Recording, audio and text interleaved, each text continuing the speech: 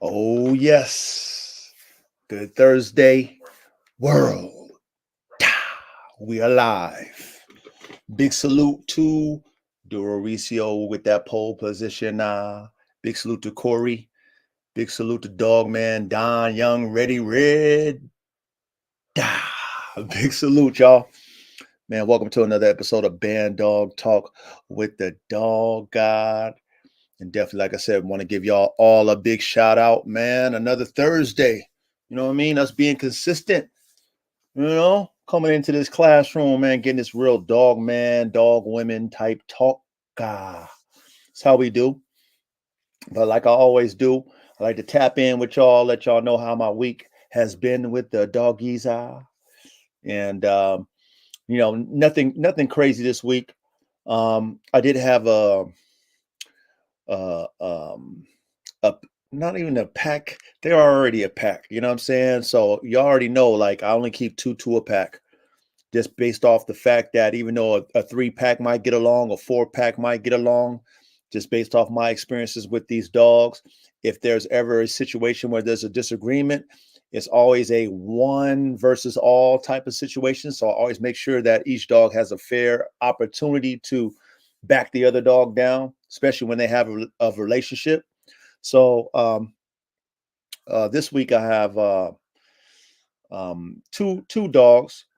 They're off my Gold Times Black Mama breeding. That was my high performance bully breeding that I did, and two females. And I matched their temperaments, so they've been a part of each other since birth. But they're a pack or whatever.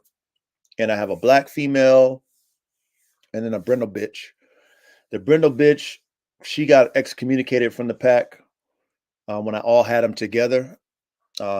Just her energy was just very confrontational, I guess. And like I said, the pack jumped her. I had to get her out of there, doctor her up, you know what I mean, get her situated. But then I partner her up with her sister, who is non-confrontational. You know what I mean? She's more laid back. Her energy doesn't invite confrontation. So anyway, long story short, this week they're in a pack together and they're in a kennel together, them two. And they know the order of being fed. They get along. This week, um, actually was Monday. Monday or yeah, it was Monday. It was Monday. So this week, normal routine, cleaning up the piss and shit tie, feeding the puppies, all the stuff that I normally do. Um, you know, getting done with taking care of the dogs on the second tier, Area R15 barracks to be exact. And I'm hearing this, this like low level kind of commotion, you know what I mean? Not a whole bunch of noise, but just, just a little rustling and tussling, right? And then of course I look over there and I'm seeing them two tangled up or whatever, right? And so I know where it is and why it is, right? As far as the energy between those two girls, it's the food situation. And because I make sure I separate the food and in each corner because it's a routine with dogs, so they know. Okay, you got your bowl, you got your bowl. I don't have to be in there. I mean, I've taught you guys since day one how it operates. But they'll go back and forth between each other's bowls, but being that they understand each other, has never been any type of confrontation. But this time it was a confrontation. So anyway, I get in there, I break it up, and I'm like, okay, cool. It broke up quick. It is what it is. But then I notice on the black bitch, the black female, she got this like cut near her eye.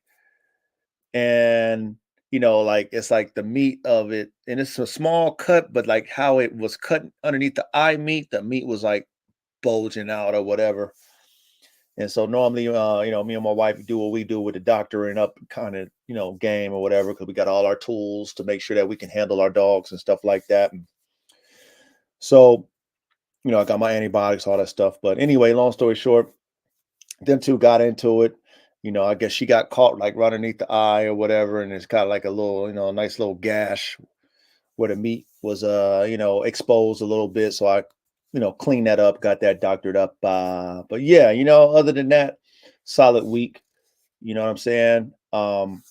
They after that, it was, like I said, they have a relationship. Them two have a relationship. So I knew it wasn't nothing personal, just, maybe at that point it's like, no, I want to eat your food. No, I don't eat your food. No, you ate too much of mine. No, you shouldn't have ate too much of mine. Then they got a little, what I mean, into a little scuffle.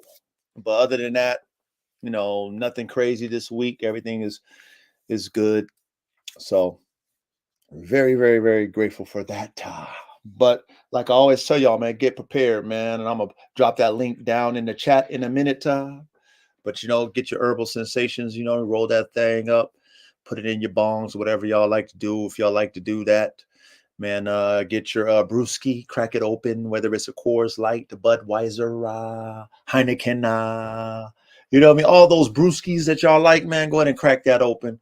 You know how I keep it. I keep it Kiss method, keep it simple, stupid. Kiss. I got the vodka lemonade, man, to calm the urge, curb the urge, or excuse me, the edge of dealing with these damn high performance, prey killing, man killing doggies. That's right. So I'm gonna go ahead and drop the link down. But before that, man, cheers to all y'all, man. I appreciate all you guys' support, man. Every Thursday night, man, y'all make sure y'all show up for the classroom. And we do what it do. We do what it do, like we always do, man. So I'm gonna drop that link. So whoever want to come up, we got a great topic of discussion. I know you guys are gonna add to the topic of discussion. So, shit. Come on up, man. But cheers to all y'all, man. The link is dropped. But yeah, it's always good to have a smooth dog week, man, where there ain't nothing crazy going on. Like I said, I wasn't expecting that. They get along. All of them get along and they pass, but I definitely wasn't expecting that. She just actually got caught just right in that meaty spot. You know what I mean? It wasn't nothing crazy. I'm ready, Red. What's good with you, fam? What's good, my guy? Oh man, first and foremost, we like to always say God is good, first and foremost. But No doubt. I can't complain too much. You know what I mean? Plus, if I did, who would really care at the end of the day, but your mama or your wife? Fact. That's real, man. Cats will act like they care, but are they gonna do anything about it? Probably not. Right. Big Doro. What up, Coach? Man, what's good with you, man? What's good, man? Ain't nothing but love, brother. Yes, sir. Big cheers to you, man. Big Cheers to you too, man. What's And, What good, up, Reggie? Duro? What's good, Brody? Chilling, my dude. I heard that, gang. yeah, and then shout out to you, Doro, for the topic of discussion this evening. You know what I'm saying? Yes, sir. I figured you can throw some light on that because I know you've been building for a long time. No, I appreciate it too. Big Corey, what's good, family? What's good, bro? What's going? No, man, you know what it is. You know what I mean? We just being dedicated to the cause, Yes, coming sir. out there, making time out of our Thursday evenings, you know what I mean, to come out here and talk about these dogs and share the knowledge, you know what I mean, share the positivity and the information. That's all we do. Yes, sir. I'm in here feeding mines right now. What's Oh, good, Corey? What's good, bro? How's it going? Chilling. you know what I mean? Hey, powerful panel, man. The last few Yes, we got episodes, something going man. on. Hey, the last few episodes we've been cooking, man. Hey, we cooking. Nah, we cooking. Hey, we start. Hey, we gonna get this community big and get this shit popping. Yeah, That's the move, Corey. that's That's the the move. move. Word. Yeah, that's the move. That is the move. Oh shit, we got Dog Man. Hey, we got Dog Man and the Don up in here, man. Let's No go. doubt, man. What What's up? up, What up? dog, man? What's going down? Let me Dog, throw one man. of my pictures on up there real quick. Yeah, hey, go ahead and do that. Go ahead and do Bring that, it man. back here. Yes, sir. Hold on. Big salute to you guys. And like I said, I greatly appreciate all you guys' support and the time that y'all put in because this is how we get better as dogmen. You know what I mean? We communicate. We think 360 degrees as far as our perspective. That means pluses and minuses and everything in between. You got to think about all the shit when we talk about these dogs and this is in life in general. You know what I'm saying? Right. Everything is playing in the things that we're talking about, and the perspectives play on both sides of the fence. So our job is to put that information right there in the middle to where it makes sense. You know what I'm saying? So that's why us coming together as a panel and stuff like that, us coming together as dog men or dog women, if they're ever listening to us, you know, is important because everybody views count, and it's all about bettering the dogs. You know what I'm saying? That's what we're here for, is the dogs. So big salute to y'all. Word. Salute to you for having us, Salute Coach. to you. Word. Well, you know, I mean, shit. I mean, we talked about it before. It's like if we was on here bickering and bitching and all that stuff, then I'm sure we would have a big crowd and all the extra credit that comes with it. And but at the same time, you know, that's not what we're here to project. And I'm just glad that you guys understand that and you guys still show up for the information and the knowledge. And then again, for me as the coach, I'm just hoping that whatever we talk about, you guys apply and then you guys win with it. And then you can say, you know what, man, salute to the coach for giving us the information because I'm applying the information and it's working for the coach. So it's working for me too. And that's pretty much why I'm here. You know what I mean? Because I want to make sure that everything I'm experiencing in the field with these dogs, I can give it back to y'all. Y'all can apply the shit and be like, man, coach, this shit work, man. Salute to you, coach. I appreciate that. Absolutely. Right. Which betters the dog and betters you as a dog man. Facts. You know? That's why the panel working right now. That's why we cooking so hard. True. It's the dream, man. I agree, man. And what I really love about all you guys is the fact that we can understand who we are as dog man. We understand that we're pioneers. You see what I'm saying? We not the status quo. We not just follow what traditions are and was. We're those who was in their own box who created the waves that people follow today. Like, that's who we are. We the ones that was creating waves. You know what I'm saying? And people like us as dog men is few and far between because most dog men and dog women are scared to create their own wave. Right. Right.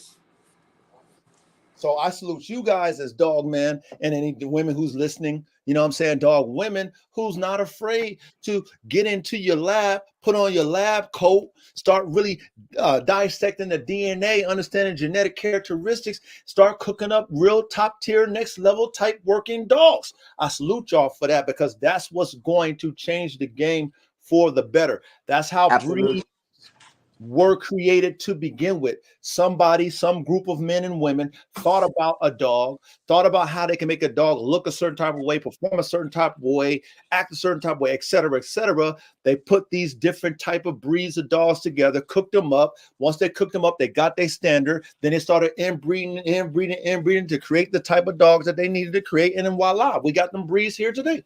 All the breeds is made that way. Yep. So what we're doing is nothing different from all the pioneers from the past. But you know what? We just put it in the forefront. We don't have to lie to kick it. Yeah. It's what we do. Now, hey, I've never seen this guy, Bernie G. So I don't know, Bernie G. I don't know if I can let you up, brother. I don't want to discredit you, but we got a rule, and you know we don't let anybody new up. So if you are consistent in the chat, we notice that you're in the chat and you're positive about the dogs as far as like you communicate about dogs, then we would we would bring you up. But I just must let you know that I can't bring you up because you're not vetted as far as all of us, man. We've been around since day one. You know what I mean? So I just wanted to let you know that I'm not hating on you, Bernie. Thank you for showing up. That's actually the first time I've seen Bernie G. Have y'all seen Bernie G before in the chat? Nah. I ain't never seen him before either. So, like I said, don't take that the wrong way, Bernie. It's just a rule that we have, and it's a rule that we're going to follow based off of previous, individuals who weren't about the dogs. So, hopefully, you will, participate in the chat, Bernie. You know what I mean? We would definitely listen to what you got to say. And if you continually show up and we understand that you're really about this dog man life that we about, man, we'll bring you up in the chat, man. So much love and respect to you, Bernie G. go, man. Let's get into this topic, man. And I'm just gonna what I'm gonna do is I'm gonna let y'all lead off, and I'm just gonna chime in because you already know. You know the dog God know. You know I know what it is. Oh yeah, you But, gotta put the thing on the on the banner. Yeah, the banner. On the banner, yes, sir. Let me go ahead and do that. Thank you, Duro. I appreciate you for reminding me. So let me do that right now. That was ready. Oh, that was ready. I'm sorry, ready? Man, hey, No, it's my all bad. good. I apologize for that. I apologize. But yeah, you know what I Nah, mean? it's all Salute good, you on man. that. I'll make sure I put that on the scroller on the ticker. So let me do that. And then I'm gonna let y'all lead off with it. And then I'm just gonna chime in and give my opinion once y'all kind of cook on it. You know what I'm saying? Okay. I'll add the meat and potatoes and I'll add the, you know what I mean, look, the dessert at the end. You know what I'm saying? That's what I'll do. You know what I mean?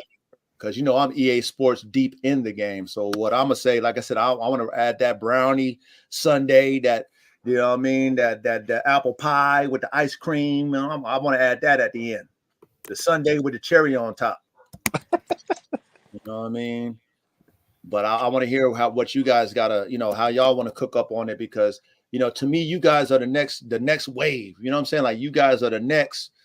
And so what you guys have to say about it is important, because you coming out, like what you guys have to say about this is like from your perspective of your Martin Luther King I Got a Dream when it comes to this dog game. You know what I'm saying? Like y'all ain't knee deep in the shit in too deep like I am. Well, I wanted to. I like the topic because I'm really, most of us, like you said, coaches, is young in the game, and we coming up, and some younger than others. Like what I'm saying, like I'm 37. Somebody might be younger than me. What I'm saying, that's in the chat, or that's part of the gang or whatever. But at the end of the day, I see so many people rushing a process. I see so many people ready to breed and not really understand what it takes. It just don't. You can't just worry about making 1,000, 15, 2,500 off a dog. You gotta really have a certain love for the dog. It takes time, dedication, blood, sweat, and tears to build your kennel, and you want it to be 100% because you're going to take losses. You know what I'm saying? If you might buy a bull crap dog, and you might think he a producer, and you might get him and you might see that he ain't a producer. So you might have a setback. You might buy a girl, you might buy a female, and what I'm saying, she might have an infection that she can't be bred. So you might have to fix her if you love her, or you might have to let her go if you don't. And that comes with the game, that comes with the territory, and you got to understand that first before you just jump head first into the game and just think that you're going to just make some money off of dogs. And I think Correct. it's important for us to understand that, and have that love. You know what I'm saying? I know we got that love for the dog, but I just wanted us to make sure that we know what we 100% getting into before, because it's going to take some money. You know what I'm saying? It's going to take some money to put in there for that thing to be working how you want it to work, and it's going to take years. It ain't going to take a month or two. I don't Oh, care how much yeah. money you got. You know what I'm saying? So yeah. Word. All that is correct. All Yeah. that. Hey, Nah, piggyback. Like I said, I'm on. All I'm gonna do is say amen and hallelujah until my turn. So y'all keep cooking, I'll man. piggyback off of you, Daryl. My man.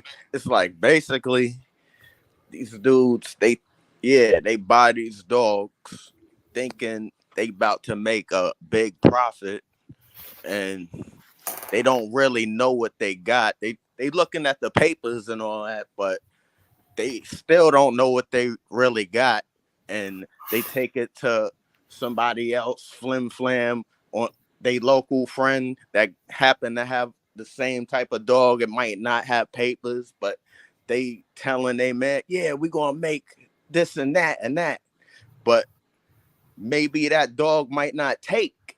They don't think about that, and where's the money coming from to feed the dogs? You're gonna be feeding and taking care of the dogs more than you're making money. It all comes out to being a lifestyle, more of a lifestyle than profiting. You maybe after 10 years of you doing this, then you'll start making some money. You'll start seeing something. That's what I think. I like it. I love it, actually. I love it, but I ain't gonna say too much to the end. But I love it. I love exactly what you said, young Ready Red. Ooh, hey, something I've been going through last couple weeks. So I got pups like, on the ground, but they really not available. But I've been getting like people coming at me, they saying, "Oh, you got pits? I'm gonna go get a cane corso. I'm gonna go get a bigger dog than what you got." I've been getting a lot of shit like that. And this is my question for all y'all. So how do y'all feel about these other breeds as far as competition? Like say there's say for instance, like they're selling a lot of their pups. Now I'm not selling mine, but they got these other breeds that's like getting noticed and shit now, and they're like, people kind of knowing about them now. Okay, so you're asking how do we feel about all these different type of breeds that's getting notoriety? Is that what you like specifically trying to ask? Yeah. Huh. I really feel like it's just all a wave for real. Like everybody just find something new and hop on it. I Yeah. feel like a little bit like if You just went out, Duro. Yeah, I'm ready. You went out, bro. Oh, I'm sorry. Damn, why am I thinking is you, Duro? Young Ready, you just went hello, out. I'm back. Yeah, you back. My bad, Oh, my Duro. fault. No, you good, bro. This joint keep dimming mad fast. All right, so yeah, when you gotta keep, I think you gotta keep breeding and getting dogs into the world, because if you don't breed, the dogs will go extinct. There's not enough dogs, like, you know what I'm saying? There'll never be enough dogs. The dogs that's in the shelters, some of those is like the fillers, like the messed up. Yeah. But what I'm really like trying to get at is like, okay, you Oh, see here we how go. there's Yeah. people that's like getting other dogs and like, they kind of like they're trying to say they don't want a pet, but they want something other than a pet. So, they like, well, I've been like, so, we all got pits, we all got pit bulls or we got bully types, but they got these other breeds, and like I've been getting like people telling me like, oh well, I got such and such now, and it's bigger than your dog, and you know what I'm saying? Like, man, that don't bother me. You That's know, just, you know what I'm gonna tell you, bro. Brody? Like, You know what I'm gonna tell you, Brody? I'm gonna tell you like this, man. I'm gonna tell you like this. I'm gonna tell you like this, bro. How old are you, Corey? I'm 31. You 31? All right, so I'm gonna tell you like this. At the end of the day, It don't matter to me. You know what I'm saying? But it's like, other people trying to tell me, oh, they got these dogs. Why you ain't go get these no, dogs? hear me out. I'm gonna tell you like this. Tell you like this. This is facts. You want to do this, right? Exactly. All right. So if you want to do this, you're gonna have all types of, like Coach say, spectators, Exactly. Yeah. haters, and naysayers. You're gonna have all them that's gonna be saying whatever about your dog. But understand this: if you know what you have, it don't matter what none of them say. Yeah, and I feel that part. But it's just the fact that motherfucker. I mean, motherfuckers coming Everybody's up gonna telling have me something to say. they like such and such, and like, man, how much you charge for your dog? And I'm like, well, I ain't really selling mine, but like, if you want a dog from me, you just gotta let me know. But it's like motherfuckers coming up to me and they tell me, well, I'm trying to get this, you know, anything about this, and I'm like, nah, but them not. I mean, I like them breeds, but them not my type of dogs though.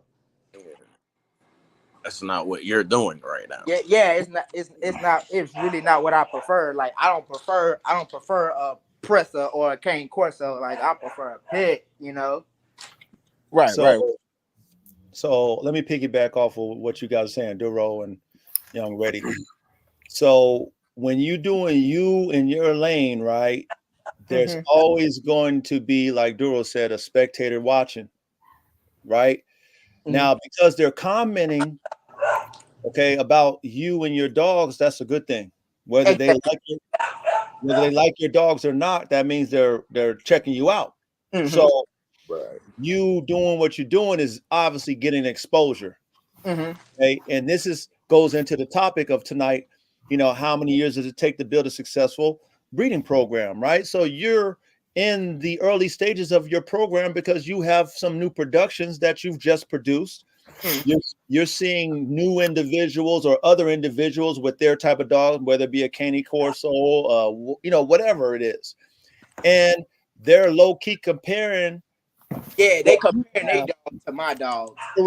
Correct. Which for you, Corey, is no comparison at the end of the day because you're not even in the same league of type of breeds. Right.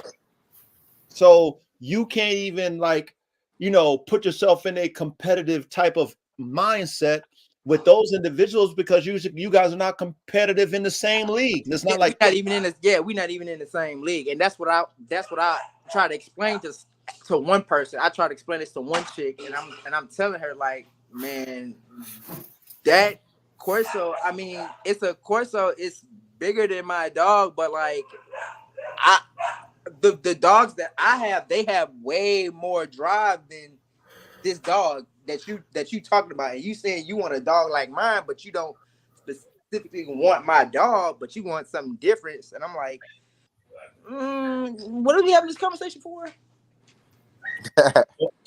I mean, it's a good to me. That's a good thing that you have a dialogue with. I got pits, and she started going off about Corsos, and I'm like, dude, it's two different dogs. I mean, I like Corsos, but it's this. I got a totally different breed than what you talking about, and she trying to compare my shit to what she saying she want to get. Like, you can't even go buy the dog that you talking about. So basically, she ain't saying nothing. Yeah, basically, she wouldn't say nothing. Yeah. Facts. She ain't saying nothing. So, but get used to that, Corey, and all of you guys. Like, get used to that because people are watching what you're doing, believe it or not. They are, you know, whether how big or how small, there are people watching what you're doing, and there are people watching you to discourage you as well. So don't get discouraged by it. You know, question it. That's why we have, you know, this dog talk every Thursday night, because you can question it. And we're gonna give you real feedback based off of our experience. You know what I'm saying? And so for me tapping in, I'm just letting you know, like, that's normal. You know, like, what you doing is not necessarily gonna be what the spectators like. Yeah. So, most of them will, but most of them won't. So you just got to just stay on your path and do you. You see what I'm saying? Mm-hmm. That's what I would say. Right.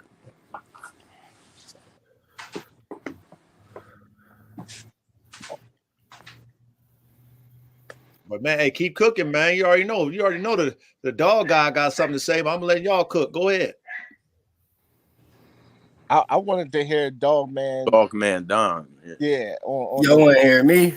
Yeah, I wanted to hear your take on the topic. All right, to piggyback on what Corey said, I mean, I live on the west side of Columbus, Ohio, so with people driving through the neighborhood every day, with seeing my dogs and knowing how they get and just seeing how big they are, they come and asking me what I do with like a small dog, asking me if I got small dogs and stuff like that, and I'm just like, I can't really help you on that one, but like, your best bet is to go online and find people with small dogs. Really, that's all I can say is go online or do your research and figure out what small dog you want and the breed and all that. So I just try to give people knowledge on how to get a dog and do their research and stuff like that, because I got people coming through the neighborhood every day.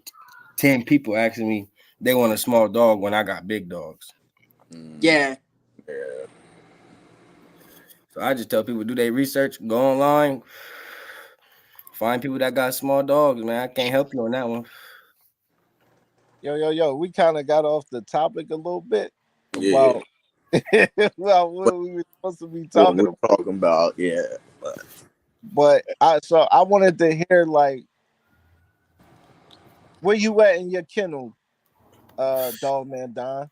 As of right now, I don't even own no dogs as of right now. Not gonna lie, I don't own no dogs. I'm in a situation where I can't even own a dog because I don't have the place or the right yard to own a dog. So I'm just sitting back, relaxing, trying to find where I can move to get the land for that. Uh-huh. And right now I'm looking at the dog guys, man. He got that bull herder cooking up, man. 2025. I'm hopefully I can get something like that soon. So For sure. That's Yes, that's sir. all what I'm doing right now, just sitting back. yeah, but you know what I'm saying? But listen, man. At the end of the day, bro, see, and it'll be people like it'll be haters out there, you know what I'm saying? Like, yo, why he a part of it or why he ain't doing nothing. And this is the thing, bro. As long No, as I you didn't have dogs. So whoever can say something, I'm only 22. I didn't have dogs since I was no, no, I'm just saying. I'm just saying. yeah, But they'll say that, you know what I'm saying? But what I'm saying is that, you know what I'm saying, as long as you got a plan, brother, as oh long as you yeah, got a plan, you work towards that plan, you gonna get what you want. You understand? for sure. That's where Now, I'm coming from. yeah. Like you said, like some people don't have the knowledge. Like that was me. I was young. I was just trying to get into the dogs. I like dogs. I needed a companion, and I got a Frenchie, and he didn't have the testicles, man. I was like, damn. But I wasn't really too keen like about the breeding. I'm like, I'm gonna breed the one that I want to breed. I need a nice Frenchie. I want a Frenchie that can be small, be up under you, but still bite you if you get too close or try to do anything that is not supposed to be done. Yeah. I'm like, man, I can't do it. I'm going to the vet for this month, man. I'm going to the vet every week, Word. doing checkups, and I'm like, he ain't got no testicles. I can't breed to make money back from the vet bills, none of that. So I end up giving him to the vet because he lost his Frenchie because he bought it from the pet store. So I ended up letting him have it for free, and I spent $2,500 on that dog. Did. And I was 18 or 19 at the time. I And was see that, sorry. and see that's what I'm saying. Like that's what I mean. Like you gonna take some losses in this Yeah, game. I took a huge L. Yeah, no matter what, no matter how much you spend on something, you Even might if it spend ain't, even if it 45, ain't the way you think you was gonna 5,000 take on it, something. Huh? even if you gonna take some L's, even if you don't even see it. Cause I took some L's when I had my pups. Yeah, I man. had 10 and I lost 4. Yeah. I took a L, not even on losing pups. I had a litter of nine pressers, and I got the dog for free. She was a pregnant dog. I got it for free because I had bought Win. a. You said what? I said that's a win. Oh yeah, That is a dub. That's a W for sure. but it was off the love. I met this guy in Kentucky. He had pressers and stuff, and I bought one of his females at the time from a litter, and I was going back down there to the vet he went to get her rabies shots and stuff just to see how it was down there. And he was telling me how he couldn't keep her and stuff, and then she was pregnant. So I brought her back down here, quit my job like a goofy, trying to do everything I could do to just be in that dog man life. And I had 9 pups. I was stressing. I'm surprised I ain't got no bald patches in my hair, any of that. So I was just like, man, I gotta get rid of Yeah, these I dogs. get And that happen, bro. I'm selling them for $500, and I got show quality presses. Like the dad was a grand champ. I mean, what was he? Not a grand champion. He was a purple ribbon, something like that. I'm not too keen on the. That sounds like some That's AKC. good.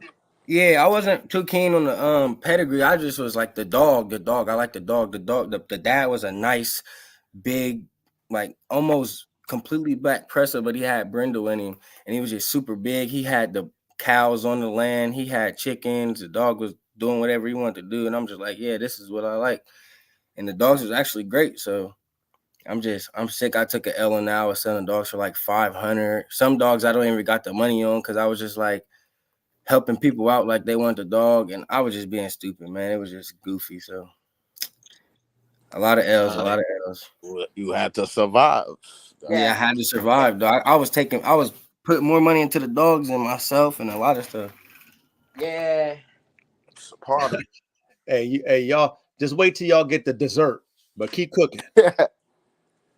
That's a part of the game, though. You know what I'm saying? Losses. You're gonna have some wins, you're gonna have some losses, but you know what I'm saying? That's why, you know what I'm saying? That's why the topic is how many years does it take to build a successful breeding program? And it's years, man. To get what you want, it's years. You know what I mean? It take time, dedication, to stay true to your whatever you're gonna create, man. Whatever cook up you trying to do, and you trying to come up like Coach got his his AR-47, I think, or something, band dogs or some shit like that, right? And then it's like, yo, like AK-74, but keep cooking, keep okay, cooking. okay, 74 band dogs. You know what I'm saying? It's like, yo, you know what I'm saying? But you think about it, it's something in all those dogs, right? He got mastiff, he got boxer, he got pit bull, he got everything in those jaws, right? And you know what I'm saying? It takes time to do that, to do those breedings, to get everything that you want inside the dog, you know what I'm saying, to create what you really trying to cook up and what you really trying to do. And like, you know what I'm saying, and it's different things that's gonna come upon you. Is the reason why this topic is important for us to understand, because there's gonna be haters that's gonna call, you know what I'm saying, animal control on you. It's gonna be haters that say what you're doing is wrong and how you're doing it is wrong. It's gonna be haters that's gonna be talking about that's not what type of dog you say it is. It's gonna be haters that's gonna just doubt everything that you're doing and try to put you down on what you're doing. But as long as you know what your plan is and you see your plan through, you're gonna get where you need to get to. You understand? And that goes for everybody, whether you're in the chat, you know what I'm saying? Big job, you know what I'm saying? If you in the chat, if you up here in the panel, whatever it is, like, you know what I'm saying, that goes for everybody. You know what I'm saying? Like, shit, it even go for Coach, and he in this joint knee deep, but for him to stay true and see through, you know what I'm saying, his full thing, what he want to do with the bull herders, he got to stay consistent on that. Yep. He got to stay consistent on that, and that's what we got to understand about that. Like, it ain't just about the dogs. It ain't about making $500 here. If you a dog man and you saying, man, I'm a hustler, I'm gonna do this, I'm gonna tell you now, you ain't gonna be hustling dogs, bro. Hey, Yeah, look, Right. swear to God, Facts. God, man, I swear to God, you know what I'm saying? swear So, to God. so you Cause might as well look, go ahead. hey, I ain't trying to cut you off, but Go like, ahead. hey, look, I had 6 pups and I got rid of 2 females and I kept the rest. I ain't sell nothing. I ain't sell shit. But I look, ended up getting attached to my boys, and like I just ended up keeping them for so long, and let me, then let me ask you this. Hold on. Let me ask you this. When you got attached to those dogs, right? What's your plan? What's your plan for those 2 puppies that you kept? it's 3 boys. It's 3 boys that I kept. Okay. What? It's 3 All right. boys. What's your plans for 'em? So one of them, I said I was gonna stud out. The other one, he's got a full white chest all the way up to his lips, and like he got white socks, like all like 2 of his front paws is white, and like his back 2 are like half white. I want to put him in a show, and then And I might check him. What happened? What happened, Corey? You done broke up, Corey? No, he muted his mic.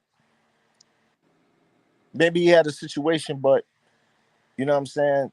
That's the thing that I mean. Like, that's what I'm talking about. Like, you know what I'm saying? Like, if you a dog man and you talking about you a hustler, you ain't gonna be hustling no puppies, man. You in the wrong game. So that means you don't have no love about the dog, and that's what it's about. It's about the dog. It's about these dogs. This is what we here for, to make a better dog, make a better companion. You know what I'm saying? Put some service dogs in the play for some people. Put some emotional supports in the play for some people. Like, you know what I'm saying? Protection dogs, working dogs, hunting dogs. Whatever it is that you want to do, this is what we're here to do. But it's going to take that time and dedication Yep. to do it. You know what I'm saying? Basically, man. Everything you said is a true story. 100. I mean, it's hard. Blood, sweat, and tears. Blood, sweat, and tears, aka blood, sweat, and dog shit time. Okay. Real life.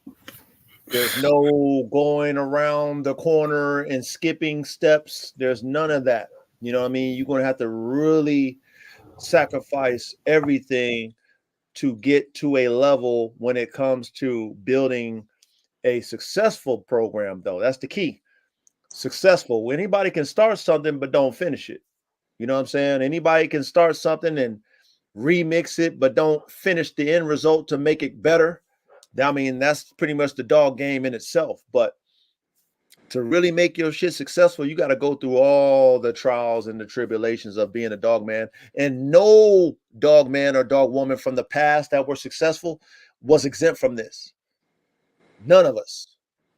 You know what I mean? And so for everything that you guys are talking about, all these things play in the progression of building a successful breeding program. You know what I mean? You're not going to escape the work.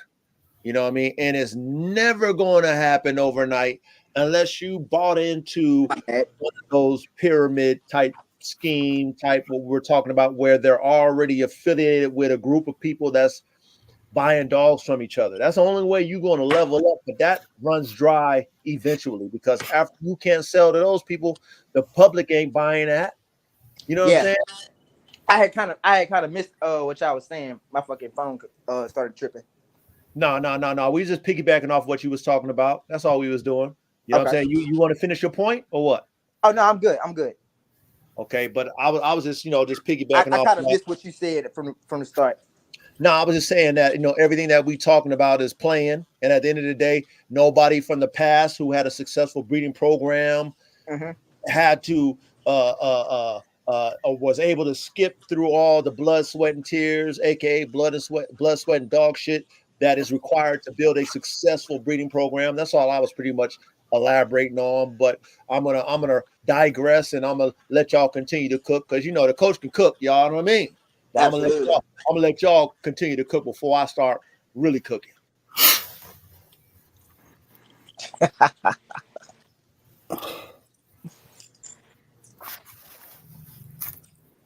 Everybody shout today. Huh? Yo, what's good with Duro, man? You next.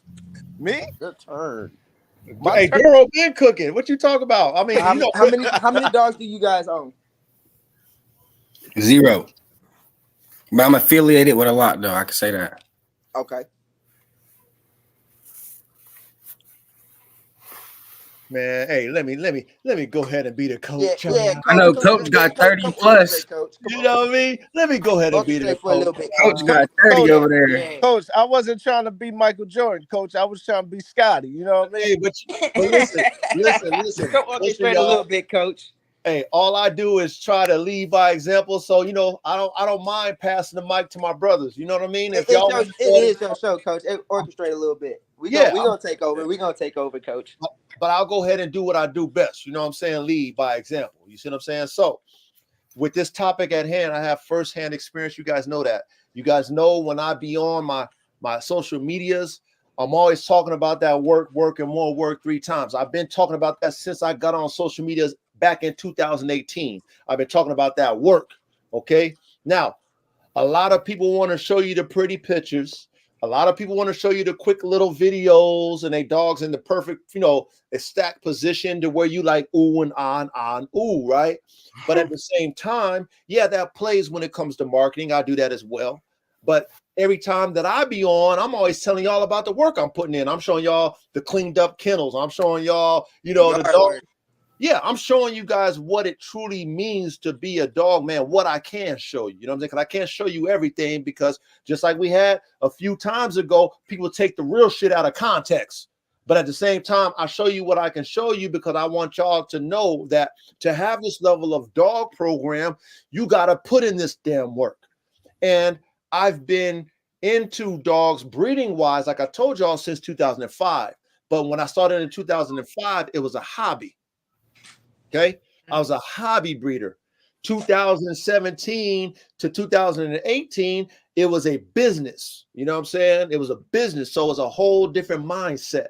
It's a whole different investment plan. It's, whole level of money that you got to put in. The vision got to be broad, etc. So when I started back in the 2017, 2018, okay, I had a vision that was long-term, but I needed right now results, right? Because it's money being spent to, like you were talking about, Dog Man Don, you want to get your property and all that stuff so that you can do dogs. I'm sure we all been there. I was there.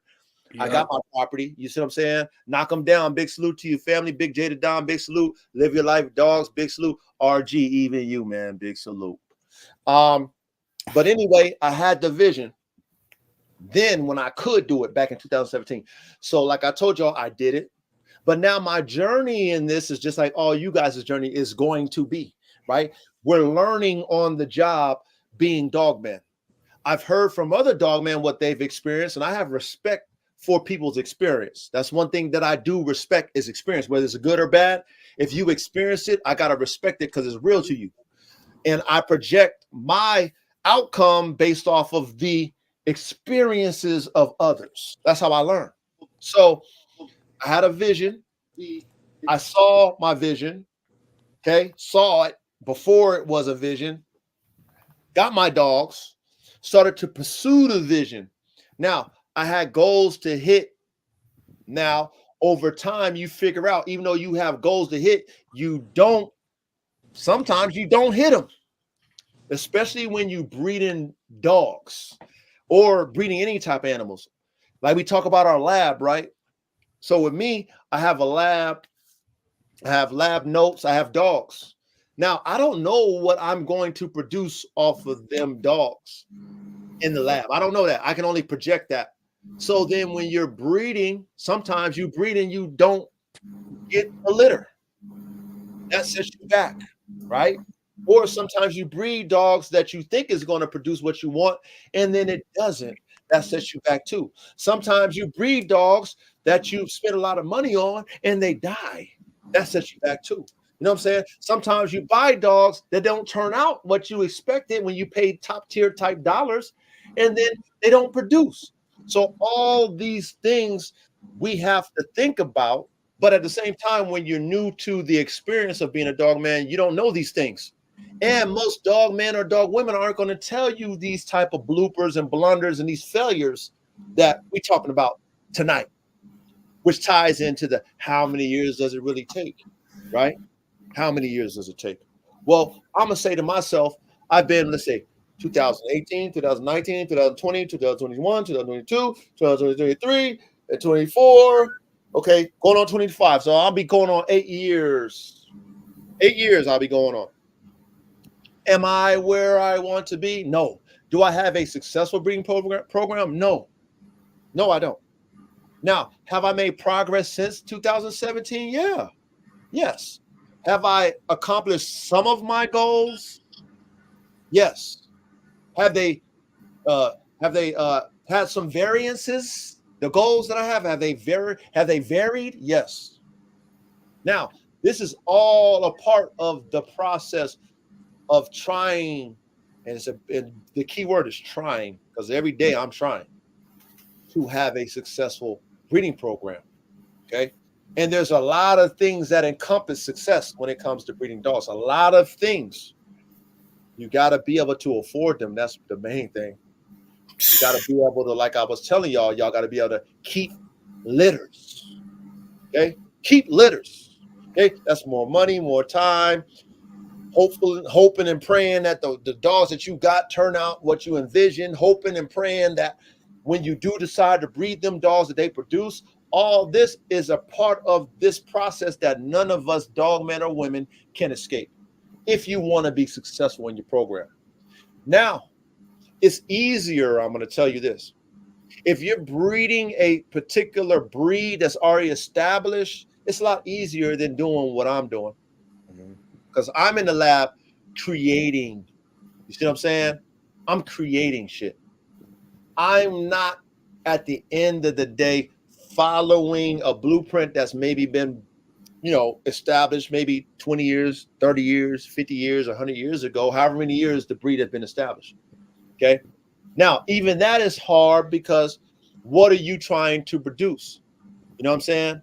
What is it that you want to produce at the end of the day? Do you want to produce the same that you have when you buy your 2 dogs? Or are you trying to make what you buy better? You know what I mean? Are you taking somebody's top tier Rottweiler you spent whatever money for, and you're like, okay, I'm buying it from this particular breeder. I love this shit. And I'm buying it from that particular type of breeder. I love that shit. So I want to take what I love from both of them breeders' dogs, and I want to make my own. Or are you just following a blueprint? See, that's a lot easier than what we talking about when it comes to, building something from scratch. Right. So my particular vision and my program is going to take me a lot longer because I'm in the prototype stages of my program. I'm not in the, okay, somebody already kind of foundationed it out. Somebody got a name for their bloodline. So I'm just piggybacking off of what they got going on. If I can produce something similar or the same, then guess what? Hopefully through my marketing, hopefully through my, what I do to showcase these dogs as a business, my program could be successful. However,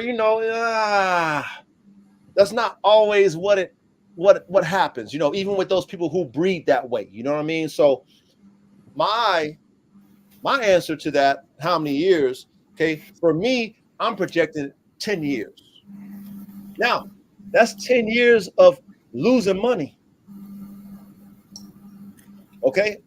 That's 10 years of losing money. You're not in no profit. I don't care how many puppies you sell. Because of how much money it takes to build your program, how much money it takes to buy the dogs, how much money it takes to like a lot of you guys want to get your land to have your dogs on, and how much money it takes to breed the dogs, and how much money it takes to market the dogs. I mean, it's a lot of money. Feed, take care of the dogs. It's a lot of money, man. So whether you might have a year where you might have 50 puppies and then you sell all 50 for 2,000, well, shit, you still, like I was telling y'all, you're still gonna be in the Ready Red. Shout out to Young Ready Red. You know what I'm saying? You're still gonna be in the red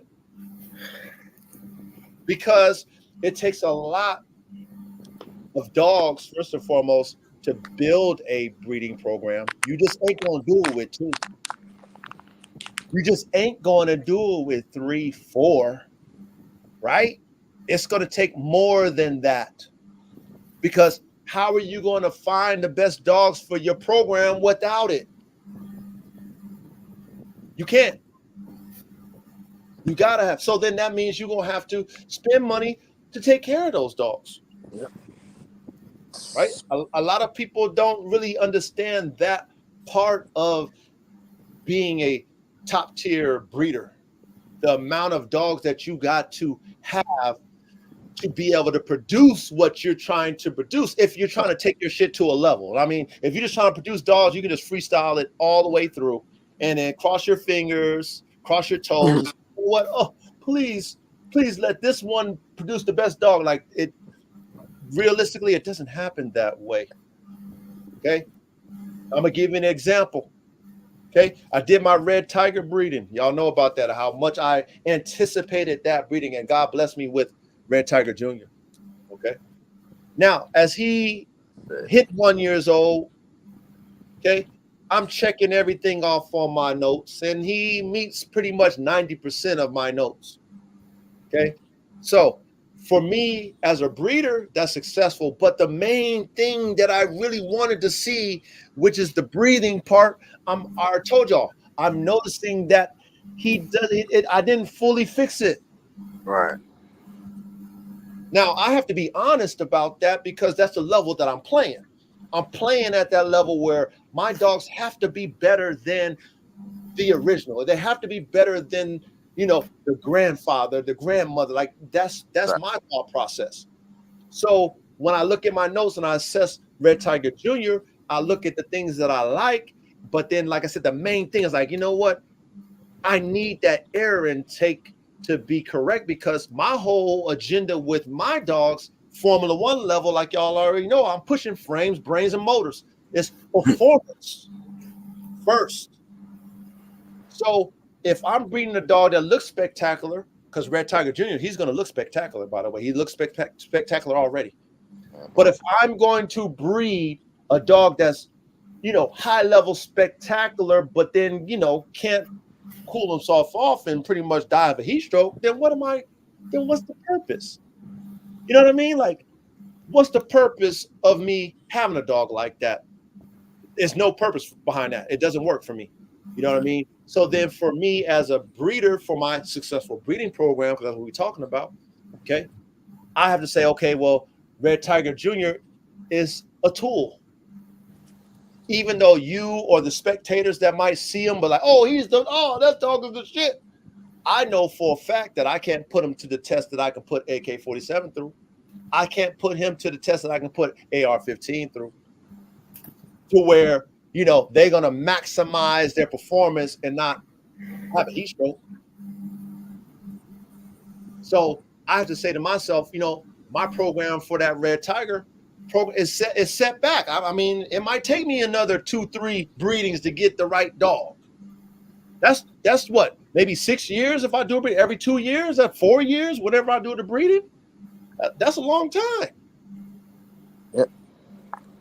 So these are the things that most people don't think about when they're doing these type of, you know, trying to build a program. They don't think about when you don't hit your mark based off of your lab notes, right?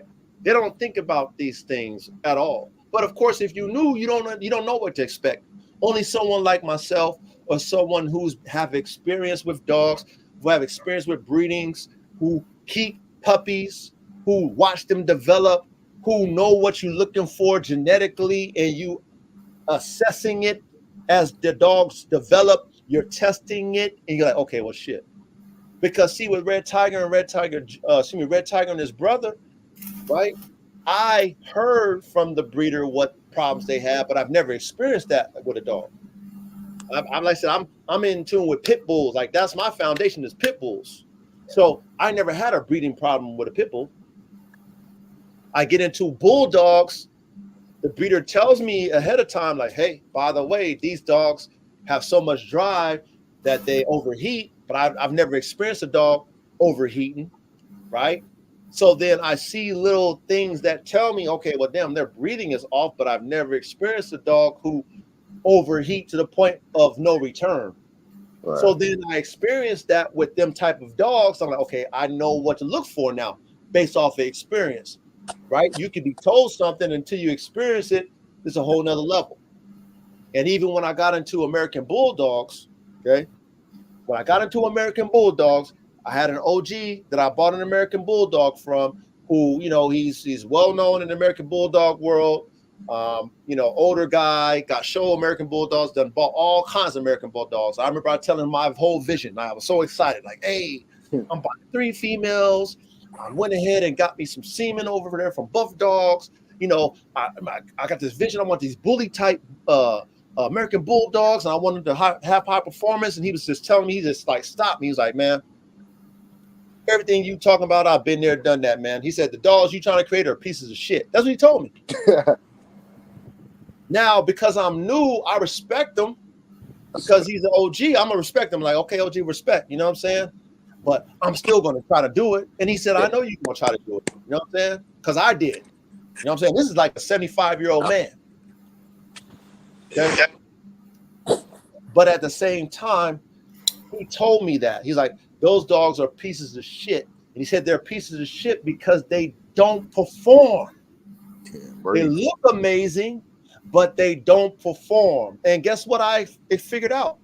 with all my bully type dogs that everybody loved, them bulldogs from Red Tiger to Brutus. I didn't even get to promote Brutus the way I wanted to promote him, and he's better than Red Tiger as far as his look.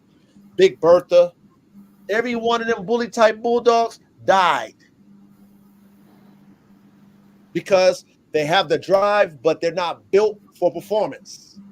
So now I get Red Tiger Jr., I cook him up a certain type of way with Red Tiger to fix him. And I fixed him to a degree because he does breathe better than his daddy, but not on my level of breathing, right? I can't let him perform at what he wants to perform at and expect him not to possibly die of heat stroke. Okay. So what does that do? That pushes my bulldog program even further back. So even though I might have a dog like Red Tiger that I know I could sell, I know I can sell a Red Tiger, okay, period. But if I'm selling you, Young Ready, or you, Duro, or you in the chat, this dog, Red Tiger, and I'm Formula One, and let's say you're not experienced with these type of dogs to be able to say, okay, man, you're working a little bit too hard. I understand what the breathing looks like. I need to put you away. Matter of fact, when I put you away, I need to cool you off. If you don't understand that, you're going to have the same experience that I had. Yeah. And I can't have you as my consumer who's wanting a dog to experience that. Now, when the breeder told me about it, I didn't care about it because I wanted the DNA. I didn't care. I need the DNA. You know what I'm saying? And that's what I wanted. So being that I got the DNA, I was willing to take the L and deal with the consequences. You see what I'm saying? And so I did, and that's that. But what I'm saying to y'all, going back to how long does it take? Well, it's going to take me a while for my bulldog program. It might even just take me 10 years just for the bulldog program. Facts. No, facts. And you got to be willing to understand that. You got to be willing to see it. You got to keep all of them. Damn. And just like you just said, Young Ready, when I breed them right. But see, I have experience enough to where I can understand which dogs I'm gonna cook. Like when I take Red Tiger Jr. to Tigress, I know she's gonna definitely give me 50% up, at least a 50% upgrade in breathing. I know she's gonna do that because none of her fucking dogs that she produced has a breathing problem. Okay, so it will upgrade me 50%, but that doesn't mean it's going to be good enough for my standard, though. You see what I'm saying, Young Ready? So right. Then even that dog that I get, it might breathe good, but it might not be the way I want it because I want that shit to be clear, like my boys. Forever. Man, I wanted to be clear, like my boys Pink Panther, my boy Gorilla Black. I needed to be clear like them, and those is direct AR-15 time Tiger's sons. And they look bulldog as bull. They look like bulldogs like Red Tiger, but their breathing is like they breathe normal. Yeah, they breathe normal. AK-47 is clear. You know what I'm saying? There's no, you don't see the saliva. You don't hear it. It's just clear. Yeah. Cough, that cold, that back it, block it. And that's what you need when it comes to high performance dogs. And with these bulldog types, they got the smush face, they got the big old heads. That right there is appealing to the consumer, right? Consumer loves that, but when it comes to performance, that's a hindrance. Oh yeah. Which for us as breeders will take you longer to establish a successful program because I don't want to sell you a Red Tiger, even though you'll probably pay me top tier dollars for it, because I know that dog's gonna die on you probably in the first 2 years. Because you wouldn't know what to do with a high drive dog like that. You wouldn't know, like, oh shit, like yeah, he's breathing like that, but he seems okay. Well, you don't know that. You never experienced it. Right. And I wouldn't feel right for you to take them L's. It goes back to, the losses, like so many losses when it comes to these damn dogs, man.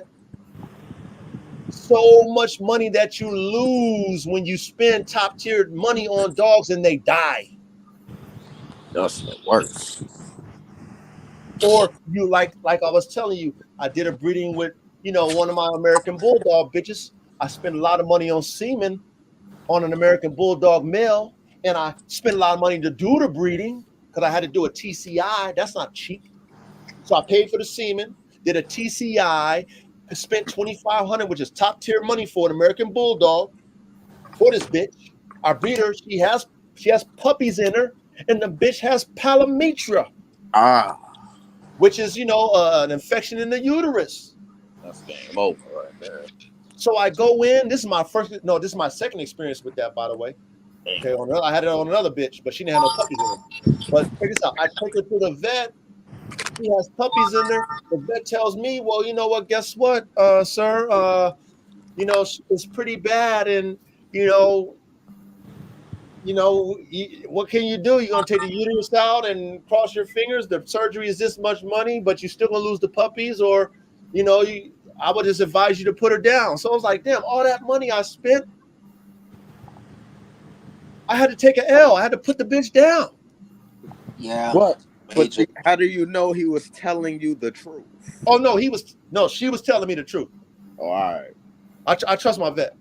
Right. No, she had palametra because it was, you notice it when it's like you'll see it's like a like coming out of the vagina is like some brownish type stuff. It's like I heard It's about pus.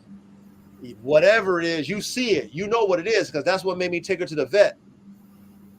But what hurt me, like I was saying, is that I spent money to get her bred. She had my puppies in her.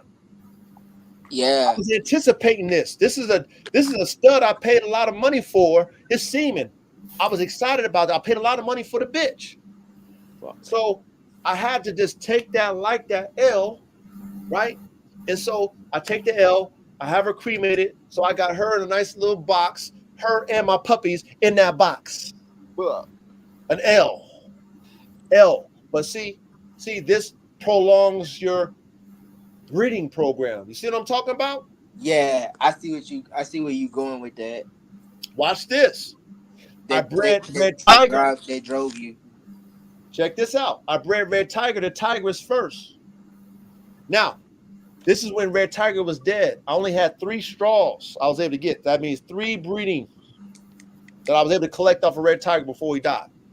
So I bred Red Tiger first to Tigress. I spent the money for the TCI. That's not cheap, y'all. Okay, I don't need to say the money, but when y'all do it, y'all understand that. Oh man, that ain't cheap. It's not cheap. Yeah. Okay? Which is a transcervical, where they take the semen with a camera and it goes directly into the uterus and they put the semen right up in there. You see what I'm saying? So that you guarantee and it's not have to travel, go straight to the ovaries and right to the egg. Okay, that's a transcervical. Okay, expensive. Okay, so I did that with Tigress. Okay, I'm crossing my fingers, praying, please. Oh, I spend. Hey, I got a quick question. Go ahead. When you do that, is that like confirmed? No, it's not confirmed.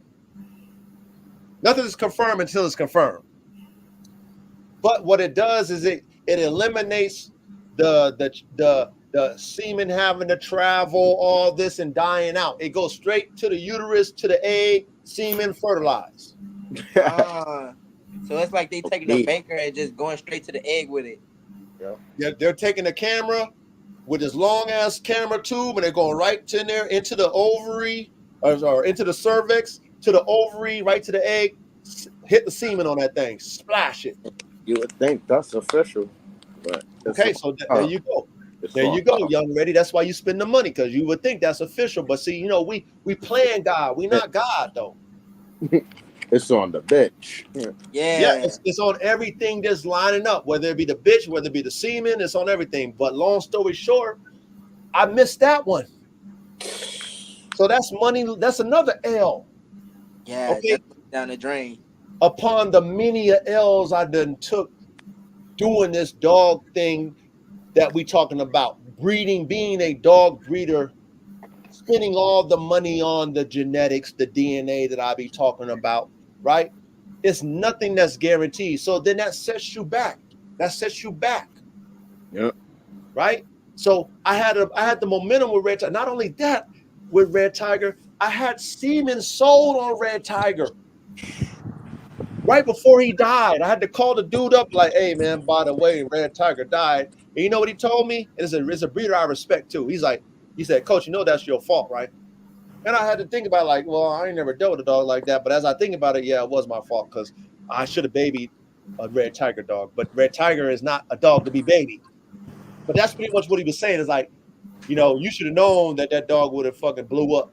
But I ain't never owned a dog like that, even though his brother blew up before him. See what I'm saying? But remember, I told y'all, I don't know if y'all remember, I paid for the surgery to get that throat shit. That shit was $1,300 I paid for to get that surgery to get the soft palate moved. Okay? So I spent the money to help him breathe better. I spent the bread. He still died. Yeah. He still died. And he died at night. I don't know what he was doing because, I live out here in the woods. And there's all kind of stuff going on. But I came out in the morning and I normally, I come out and he's doing what he normally do, pacing and you know what I mean? I didn't see him. I'm like, where the hell is Red Tiger at? What's it like in the summer out there for you? Is it hitting like 80s, 90s? No, I mean it's hot, but man, I don't know if you've seen the way my setup is, man. My dogs live in the condos with shade. Yeah. And, They get mad. man, my dogs live good, dog. Yeah, they live. You know what I'm saying? They got shade and shit. So all the shit, water, all the shit, and he got 2 things of water. But see, with him, he don't have. Remember we talked about the on-off switch before in our previous episode. We talked about dogs with on-off switches. Remember we talked like that? Yeah. He didn't have an off switch. What I mean by that is, if he was driven on something, he would just pace back and forth, back and forth, back and forth, back and forth, back and forth, back and forth. He wouldn't bark. Overexerting himself. Exactly. That's what he would do, which is like, fool, you a dummy. Like, why you can't get to what you're trying to get to? Why you still pacing? That's what he would do. So I'm sure that's what happened to him all day, every day. That Oh, he would just do it. right there, man. He would just do it. Some dogs got common sense. I'm thankful that majority of my dogs have common sense to say, okay, I can't get out of my 10 by 10 to get you. I don't see you no more. I'm not gonna keep pacing. That's not Red Tiger. And so when I came out, he was laying stiff. Damn. So I'm like, damn, I spent all that money. The vet told me it was going to be, he'll be 85% better on his breathing, but he died at night. And, it's cool at night. How the hell you doing at night?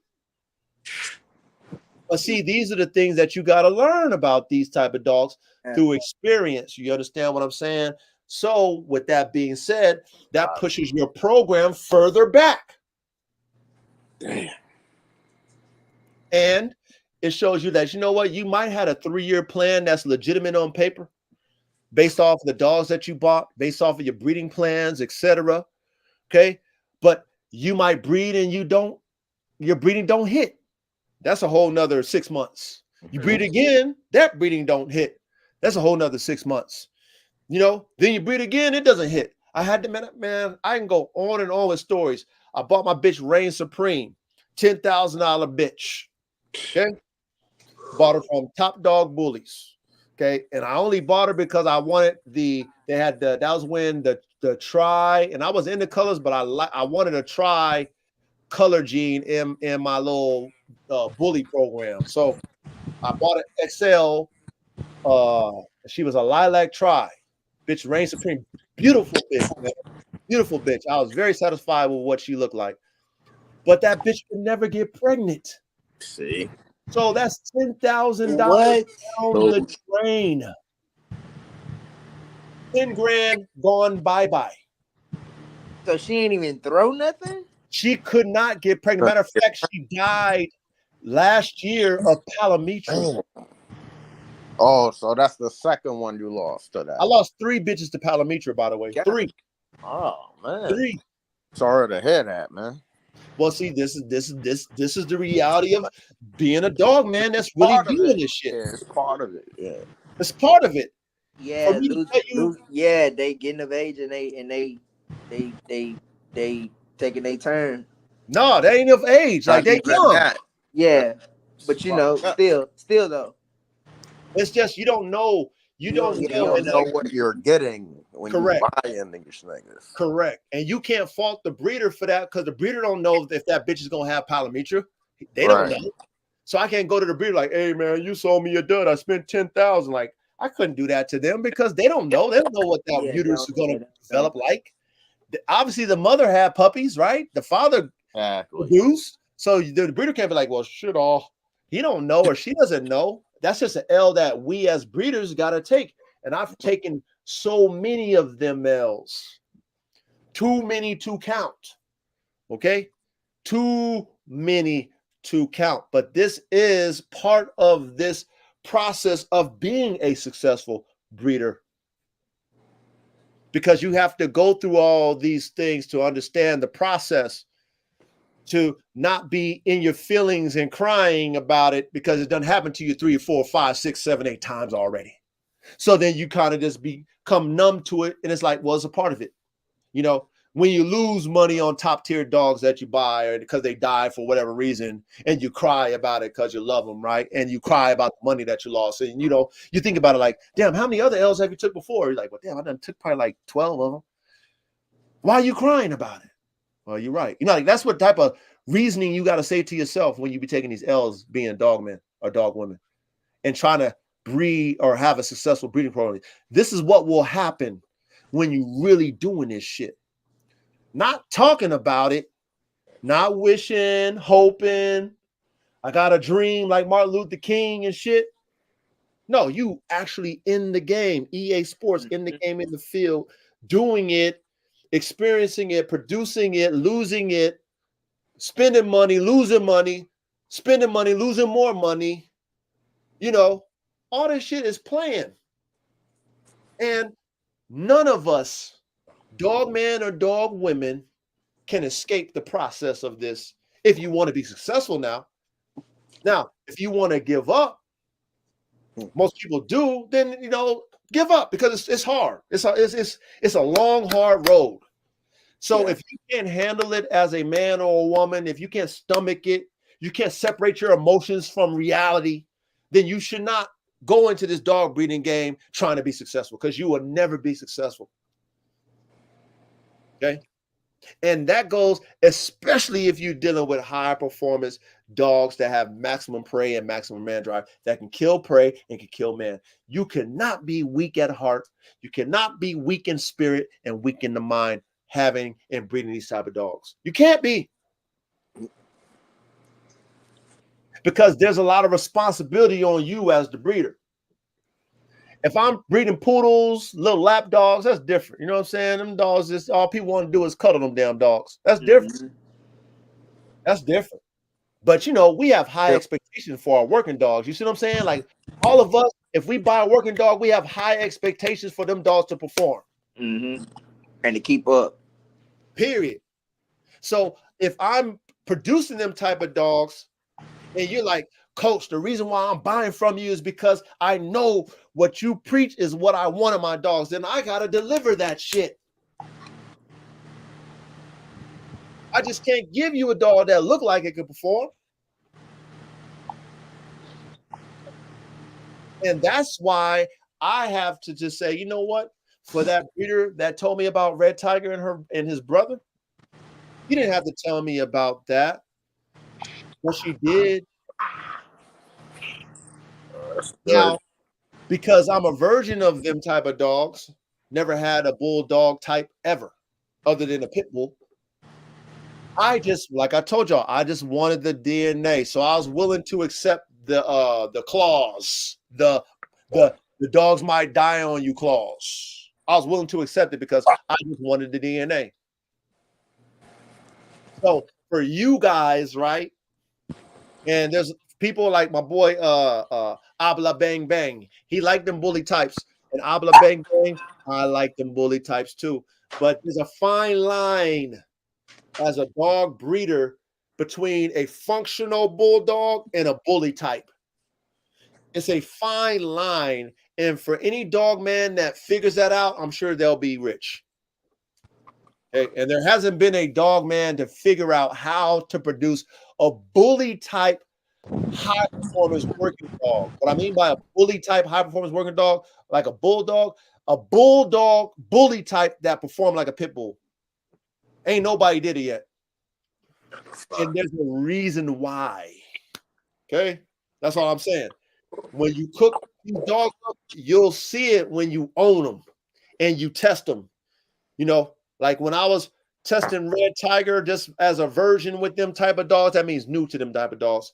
I was seeing him running at maximum capacity, and he was so bully, he was splaying out when he would like cut corners and stuff. You would see his shoulders splay out, you know, and it's like, I'm like, well, damn, if that dog hit a corner so hard and it just hit it at the wrong angle, man, he'll blow his shoulders out.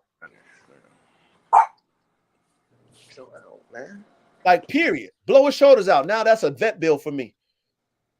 That's a vet bill for me. Because the dog didn't have tight shoulder set. But you know what? That big old wide chest and that wide stance, people, coach, I like that. Belled on them. They belled. Ooh, that's just clean right there. I love that stance, man. It don't do well for performance. And if that dog was a lazy dog, then it wouldn't matter, right? If that dog was like most of them bullies out there, it wouldn't matter because that bully couldn't do the type of things that Red Tiger could do. Red Tiger was a real fucking dog.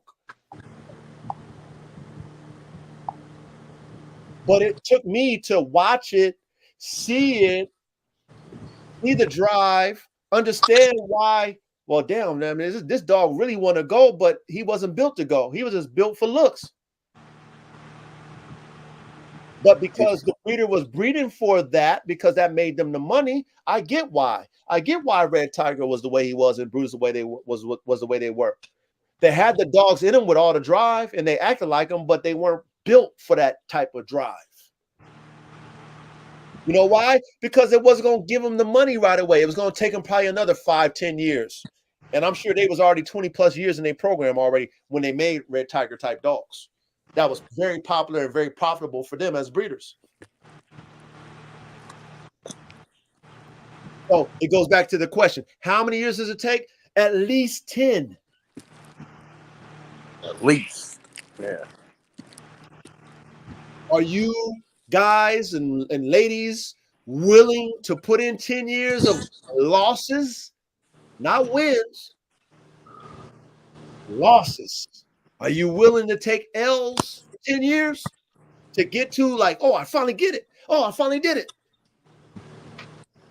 And even when you finally get it, there is still more that we can do to better it, but at least it's capable of performing at the level that you chose for it to perform at, and also look somewhat similar to your original drawing in your lab from your original vision. As long as it looks somewhat similar, however, it can still perform at a high level, then as breeders, that's a successful breeding program to me.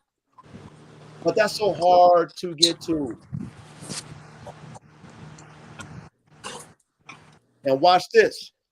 If we go back in time to the days of the game dog, and we talked about this briefly back in the day, but those dogs was only bred for performance. So it's easy for me to breed a dog that just has a killer instinct because that's one aspect of the dog. Red Tiger and his brother, they had killer instincts. It was in them. They had that. It was in them. But at the same time, I would still have to fix their performance. But if that's all I had to worry about is, okay, this dog has a killer instinct with his prey drive, but I just needed to last longer. So I need to, then I would do like how the bulldog breeders was doing it back in the day, the pit dogs, they was intertwining and mixing other stuff in there to correct it because it didn't matter what the phenotype was. It mattered if the dog can perform in the pit. We are not in that day and age. Yeah. We're in the day and age where it's about making a complete dog. The dog has to be dog. Yeah, complete. Yeah. Which is a lot harder, which is going to take a lot more time. It's going to be very strategic. It's going to have to be a lot of selective breeding. You have to keep a lot more whole litters. It's going to take the process is going to be a long process. And you and me, all of us who are serious about this, we got to be willing to go through that process to make a successful breeding program. You cannot escape that process. You cannot. Okay. And like I said, you can buy into somebody else's program who might have bought into somebody else's program, or somebody else's program who put in the 15, the 10, the 20 years of breeding, and then they got something already, plug and play for you, and you just piggyback off of that. You can do that. And that's nothing against you for doing it. I'm telling y'all. But that's not what we're not them types. We're pioneers. Right? We got visions of our own dogs. So this is what I'm saying to y'all. If y'all not understanding that, you know what, your process is going to be 10 years of not being profitable. Not saying you're not making money, because I sold hundreds of puppies now. Got dogs all over the world. Yeah. But based off of what I've put out versus what came in, I'm still in the red. I'm not even in the black. I'm not even in the break even. I'm still back money. Because I'm not where I want to be yet. You know what I'm saying? I'm not where I want to be yet in my program. I'm not going, like I told y'all before, I'm not going to give away my dog just so people can have them. Just so I can say, well, shit, you know, I'm like, you know, 200,000 in the hole. You know, if I sell them all for 1,000, I might make 20,000. What? Shit. Really? Shit. That's backwards as hell. That's 20,000? if you selling. Backwards thinking. Yeah. This shit don't make no sense. I'd rather not sell you shit until y'all can afford the shit. Because I'm still in the hole. I still take an L. And then that diminishes my brand. That diminishes my product. Why do I want to do that? So I have to take an L in the whole 2024. Like I told y'all, I didn't breed not one dog. That's a whole L for the whole year. But guess what? I still got to pay $3,000 every damn month for some fucking dog food. I still got to pay for a vet bill here and a vet bill there. Word. Yep. And all the shit that go along with dogs, taking care of dogs. They'll gotta keep them healthy. Yeah, for 12 months, for the whole year. So that means I'm losing money still. Yeah. Every month. Every month. Every month.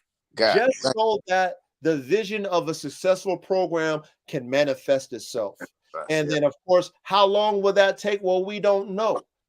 I can only work toward that. And that's the things that you guys got to understand about doing this. You know what I'm saying? But I'll go ahead and let y'all piggyback off of what I talked about, man. I done said enough. Yeah, so basically, like, the 10, my dog's bugging. All right. So the 10 years. So that's basically the F1. Your first breeding is your F1 breeding. And then you have another breeding, that's the F2s.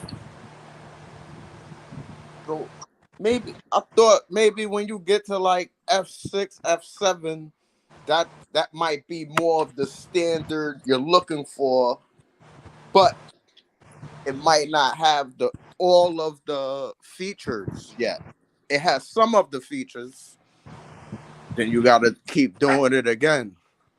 Correct. So put it this way: from your F1 to F2 to F3, however many times you do that particular type of breeding, right? You only know what you're looking for when you produce them dogs. That's why you would have to keep whole litters. Right. So then let's say you get it in the F2 or the second time you do it, right? You're like, oh, this is what I want to build off of. Now you got to make sure you pair that dog correctly. That's a whole nother process. Right. You might get lucky and have the perfect pair mathematically on the paperwork, and then you breed them and they produce. You might get lucky and they're like, oh shit, I did it in 3. Now you got that same look. You're gonna keep perfecting that same look with that body style. Yes. Now you putting it in a new frame, and it's coming with that same body style, but on a different type. Or like same body style, but a different motor. Motor. Or like I like to see my dogs, just like how they do cars.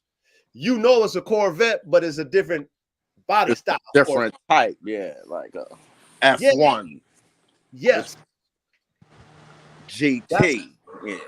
Yes. That's how I like to see dogs, because I like the variance. Some people want to make dogs all look the same. I don't.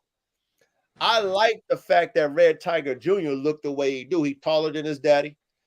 You know, he don't have that chest like his daddy, which of course it ties into me correcting it. So I knew what would happen if I corrected it, and it corrected it. He don't have the splayed elbows like his dad, but he don't got that extreme chest as his dad. You know what I'm saying? But he got the rears and the big head, everything else. So I like that. But you know that is a red tiger dog. You see what I'm saying? Like you ain't gonna tell me like, oh, that ain't red tiger. You gonna tell me that's a red tiger, but red tiger with a different body style You can see and it in there, yeah. a different motor. Okay. Now I know I gotta go another generation to get a better motor. Basically. That's what I was telling y'all. You know what I'm saying? And it's gonna take a lot of years till you probably get there. Or it won't. Or it won't. Or it won't. There you go. Or it won't. We don't know that. You know, we don't know that. However, you got to think about what that breeder did and how many years it was for them to create a red tiger. Then I bred red tiger to one of my productions, which happens to have, right, which Silver Bullet has red tiger's great grandfather is her daddy. So there's still genetics that still tie to red tiger. Right. See what I'm saying? But I added my pit bull to that great granddaddy, and which created Silver Bullet and AR-15 and etc. So then I was hoping that mix with the pit bull would correct the breathing, which it did, but not enough to overpower red tiger's genetics. Right. Damn. If that makes sense. No, I get that. You know, I gotta find something else that could overpower that. correct. I gotta make sure that the female I'm dealing with, which I'm going to take Tigress to Red Tiger Jr., because I tried to take Red Tiger to Tigress before, but the breeding didn't take like I was telling y'all. So now I got a second opportunity with Red Tiger Jr. But the beautiful thing about me having Red Tiger Jr. is I ain't got to spend no money on the semen taking else. I got a Red Tiger. I can breed him as many times I need to breed him to make sure she get pregnant. You see what I'm saying? I'm as hell. Word. So I should be able to score a touchdown as long as he's not shooting no blanks, Right. and give me some puppies, and then boom, hopefully out of that breeding, get the one that's going to be even better than Red Tiger Jr., Red Tiger the third, come out that can breathe. Now I'm on to something. Now I'll be, proud, I would say, to sell you and all the consumers who want one, because everybody want one in the Red Tigers, but I'll be proud to stand by it. I'm like, you know what? This motherfucker, you ain't gonna blow this bad boy up. You're not gonna have to worry about a dead dog unless he run out there and get hit by a car, or Right. he get into a kennel accident and whatever. But he's not gonna outdrive himself and overheat and have a heat stroke. See, that's what I want to make sure that you, whoever else that want that type of dog, which a lot of people do, I want to make sure you get that type of dog, because like I said, if I buy me a Corvette ZR1, I want to drive it. Gotta be weather resistant. Yeah, I need that thing to perform, man. You know what I'm saying? I need that, I want to hit the rev limiter and that thing don't blow up. Like, oh yeah, this is a sports car. Yeah, this is a real sports car. This the real one. This the real deal, man. I can max it out. Oh, this dog. I know what you mean, bro. Let's work. This dog want to work. This dog love to work. Oh man, look at it. Look at this dog love to work. Oh man, we work for like 2-3 hours. This dog still want to work. That's what I need to produce, especially if I'm claiming I'm Formula One of this shit. Right. Which takes time. Which at the end of the day don't happen on your time when you think it's going to happen, or when you hope it's going to happen, or when you expect it. It doesn't happen that way. Just what I'm telling you through my experiences. You might lose top tier dogs that you brought in to fix things, and you spent a lot of money on, and sets you back a whole nother 2, 3, 4 years. And I had experience like with my bully now that I got. This joint ain't coming get her first period until she was like 8.5 months old, man. Watch this though, Young Ready. Watch this. I had a bitch named Draca who didn't come into her period until 3 years old. Her first. How you like those apples? Yeah, that's crazy. Oh, hold on. I had a bitch named hold on. I got so many bitches I gotta remember. Little Mama. Shout out to Little Mama and Jaws. They dropped me some puppies. So that bitch didn't come in till 3.5. Hey, that was a nice one. No, they produced some good ass. Them done. That Them, was a nice nuts. one. Them bitches. See, Was nuts. I remember that's the little craziness. girl you kept. That one was nice. Yeah, no, hey, them bitches is nice. But I'm saying though, Young Ready, you understand what I'm talking about? So this is what happens. So imagine if you bought the dog and your whole program was based off of that bitch. Yeah, And you had to, like, you would think that the bitch is a dud. You probably sell it or give it away. exactly. But because I had other bitches on deck, I wanted those breedings to happen, but I didn't, my whole program wasn't predicated just on those two bitches. Exactly. But if I would have gave them away, I would have been mad because, especially Draca, by the way, you know what I mean? Oh, that's my. Like, I would have been pissed if that bitch, I would have gave that bitch away. But you know what? She had her heat cycle. She's perfect. I'm gonna take her to AK. You know what I'm saying? So, but this is what you don't know yet, because you mentioned it took her 8 months. Mm-hmm. If you don't have experience, you won't know. Sometimes you just got to be patient. Like, experience tells you this. You know, I'd have been upset if I gave away Little Mama because I wanted Little Mama to breed to Jaws.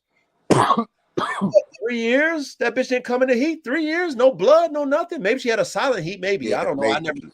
I never saw any blood. I normally see the blood. That's what lets me know. Never saw any blood for 3 years. Exactly.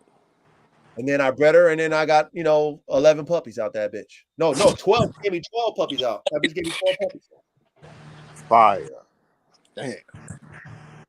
So that's a whole 3 years into my program that if I was new and I said, okay, I got this bitch, I'm gonna breed her on her second heat, or whatever. I'm gonna breed her on her third heat. If her third heat's her third heat, she's 1.5 years, I'm gonna have puppies. Well, shit. Well, that didn't work out for me. That didn't work out at all. So this is, it's gonna take, man, 10 years at least. Again, 10 years at least. This is coming from the coach, man. Okay. Y'all know I'm in the field with shit, man. You know what I mean? Like, y'all know I ain't gonna just tell y'all what y'all want to hear when it comes to this shit, because I'm really doing it. So I have to tell you what to expect, whether you like it or not. And I have so many dogs. I have so many types of dogs that I'm creating that I can give you a real 360 degree perspective on the shit. It's not just one-sided what I'm coming at you. I'm coming at you from the whole spectrum of dogs. Shit is going to take you some time, okay? And be willing to accept that. Also, don't come in this dog game, trying to run a successful breeding program and predicating it off of how much money you're going to make. Don't do that to yourselves, young dog men and young dog women, okay? It's a business for me, so I need to make money. But, I didn't come in this thing thinking I was going to make money right away. I didn't think it was going to take me 10 plus years to make money and get into the green. Yeah, I'm already going on 8 years in the game. And I'm still in the red. Just feeding and vet bills right now. All the shit, man. But because I have a vision, right? Because I have a vision, I believe in the outcome of it. Because I have sales and I've accomplished my goal to be able to say I have dogs all over the world, all over the United States. I have, inspiration to keep going. Yeah. Now, I don't want to run out of money. That's for a fact. Okay. But I'm hoping that when I do decide to come back in the game and splash the world with these next level breedings in 2025, then, it's going to make cents and dollars too. Because all the people that's been following me for so long, they know that what I have is the real shit. They know that what I do is produce these next level dogs. They know this. They've been following me since 2008, 2017. They've been following me. Like, oh yeah. Coach got the shit. Yeah. like I always tell y'all, my man, when I put that double XL AK-47 chopper pit bull out, man, AK to his daughters. Come on, man. What? You tearing the game up right Man, there, I'm man. tearing you the put game the apart. game They're not messing with me. You're not messing with me when I take AK to his daughters. Are you serious? Hey, coach, I got a question. Crazy right there. Hey, so this one for me. Do you think I should invest in 3 females, Man, or I already told you. Hey, Corey, I'm a man. If you better take advantage of this blessing, man. yeah, I already know we talked about that, but I'm just saying, like, in general, should I just invest in 3 females and go that route, or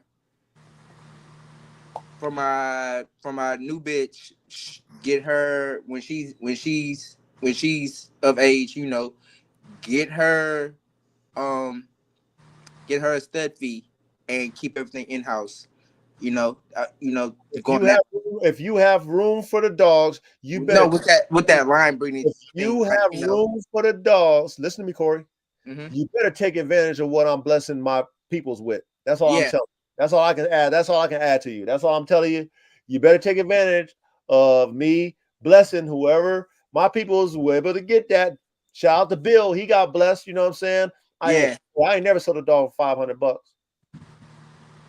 But I blessed Bill with a dog for $500, a top tier dog that he wanted, that he would have paid me more for. Yeah. But I blessed him at $500. Hey, I'm gonna come with you with some money, coach. Like real shit. You got to, man. I already I know, but yeah, coach. I'm just gonna keep it platinum with you, coach. It's real shipping, man. That's all I'm telling you. I'm gonna come with you. Yeah, I want to see y'all win, and I'm able to. I feel you, coach. I'm able to do it. So if you can take advantage of what I'm able to do at this point in time, take advantage. I'm gonna get with you on that. That's all. And then that will answer your question right there. That will answer your question right there. You know what I'm saying? Period.com.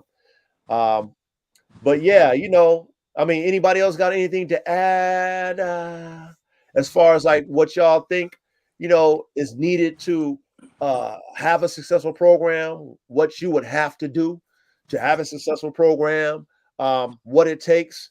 Let me see. Hold on. Knock them down. Ask me how many different platforms are you on? I'm on YouTube.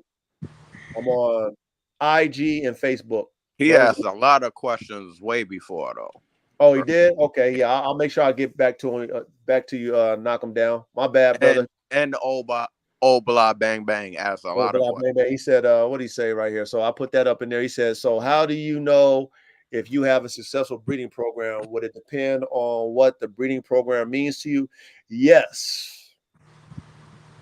And Abla Bang Bang, it takes time because you're building something. It's like Legos.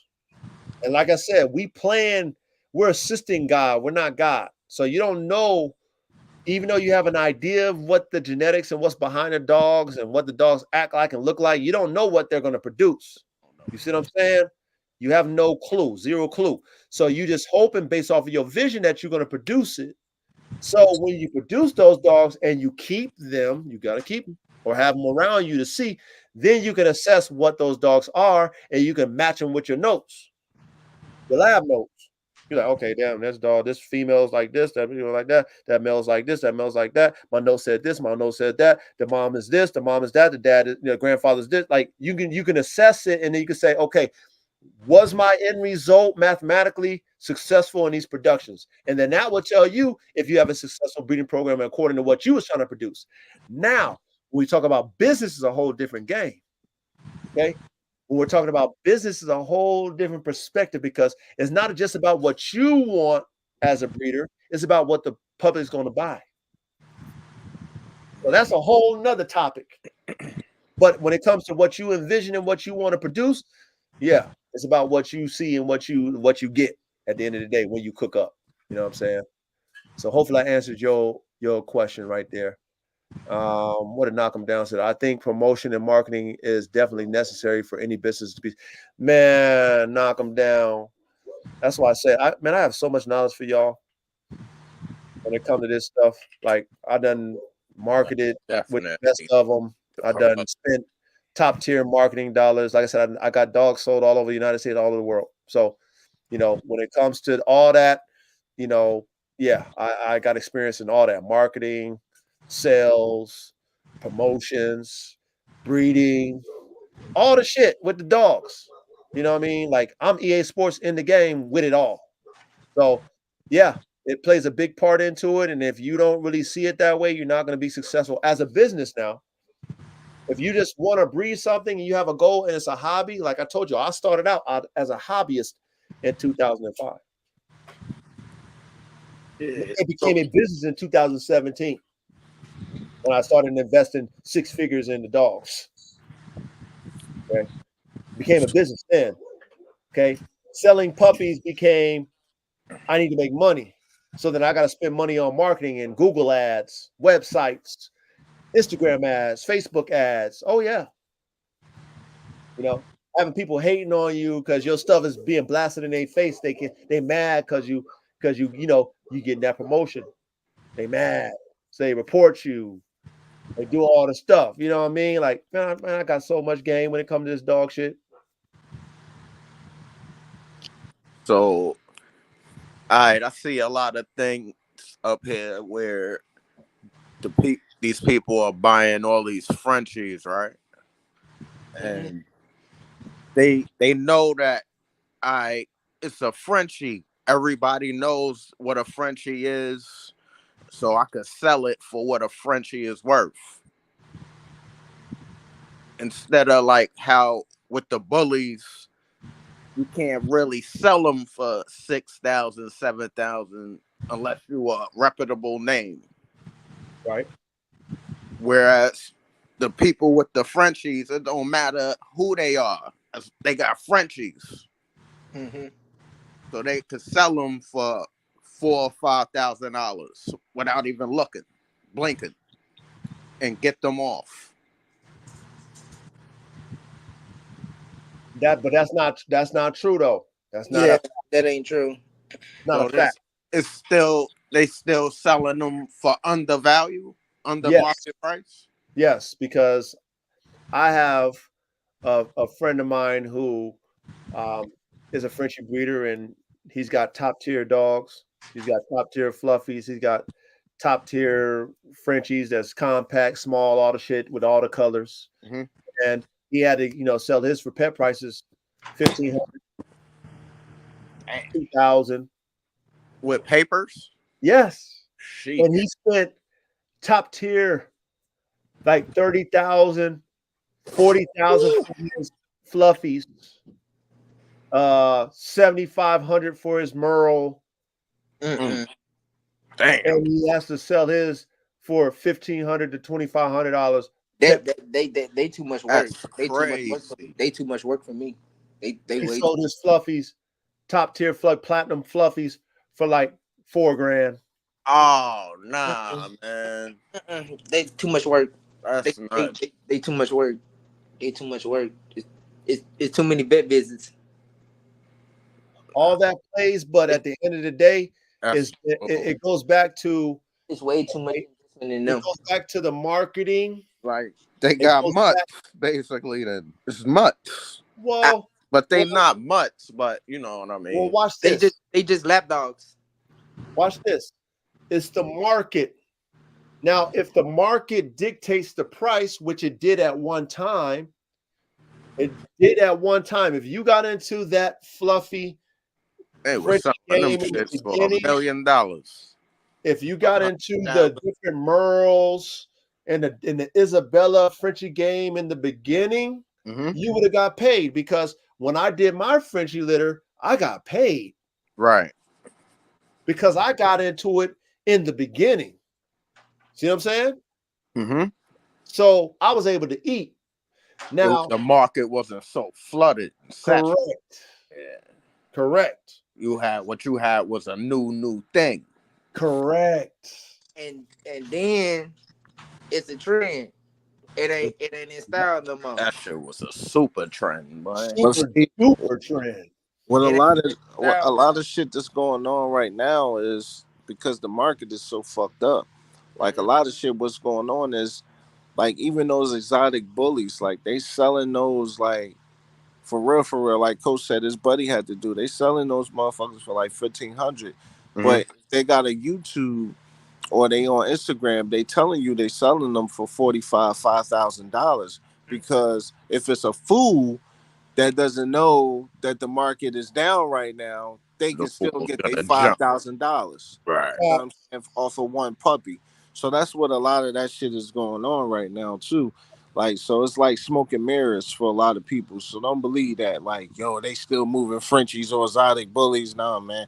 Everything down right now, man. Everything is down right now, man. Tell them the truth, Duro. Everything Facts. is down. Mhm.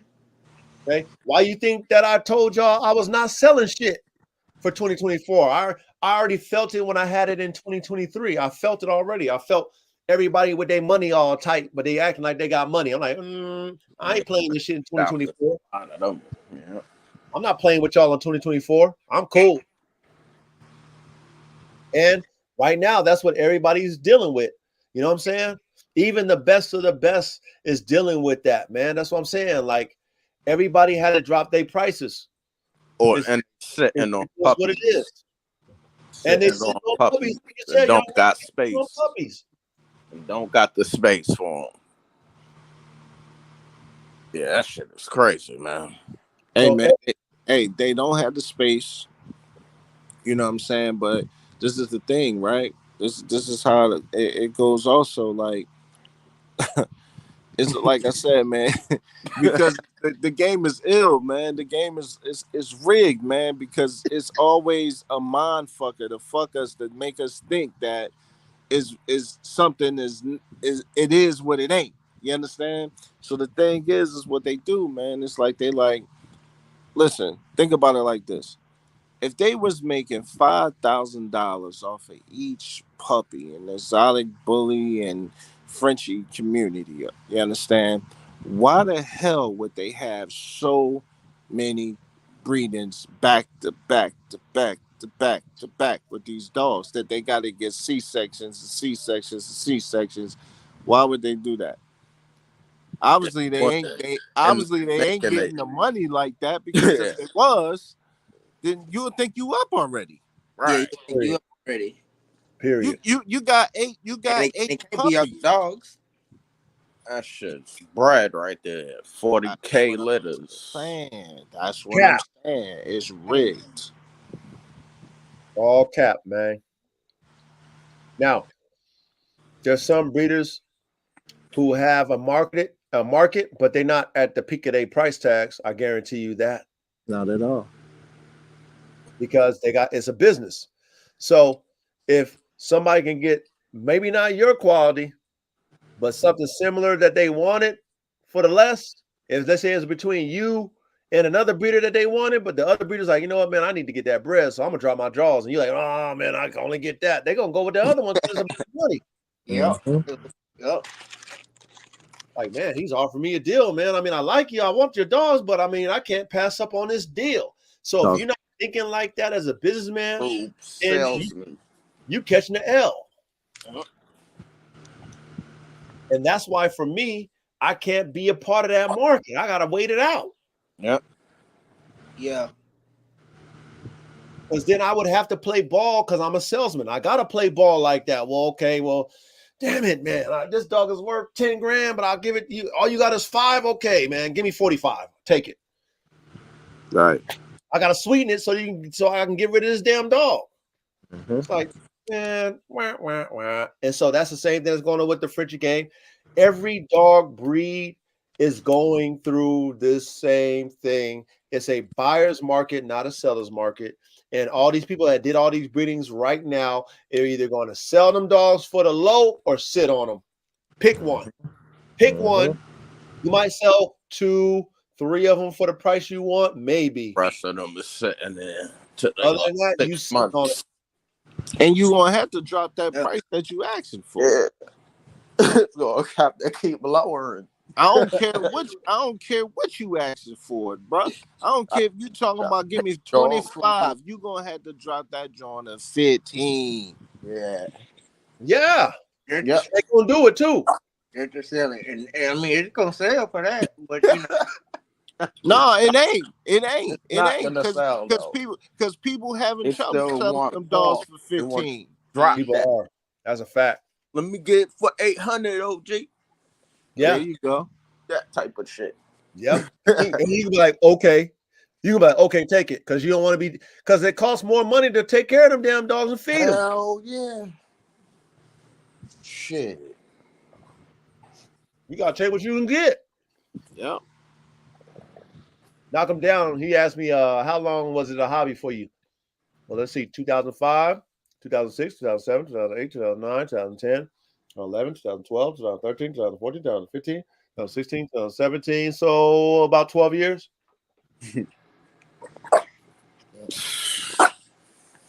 Yeah, 12 years it was a hobby because I didn't have the space to do what I wanted to do. I had my foundation dogs, but I didn't have the space to do what I'm doing now. So,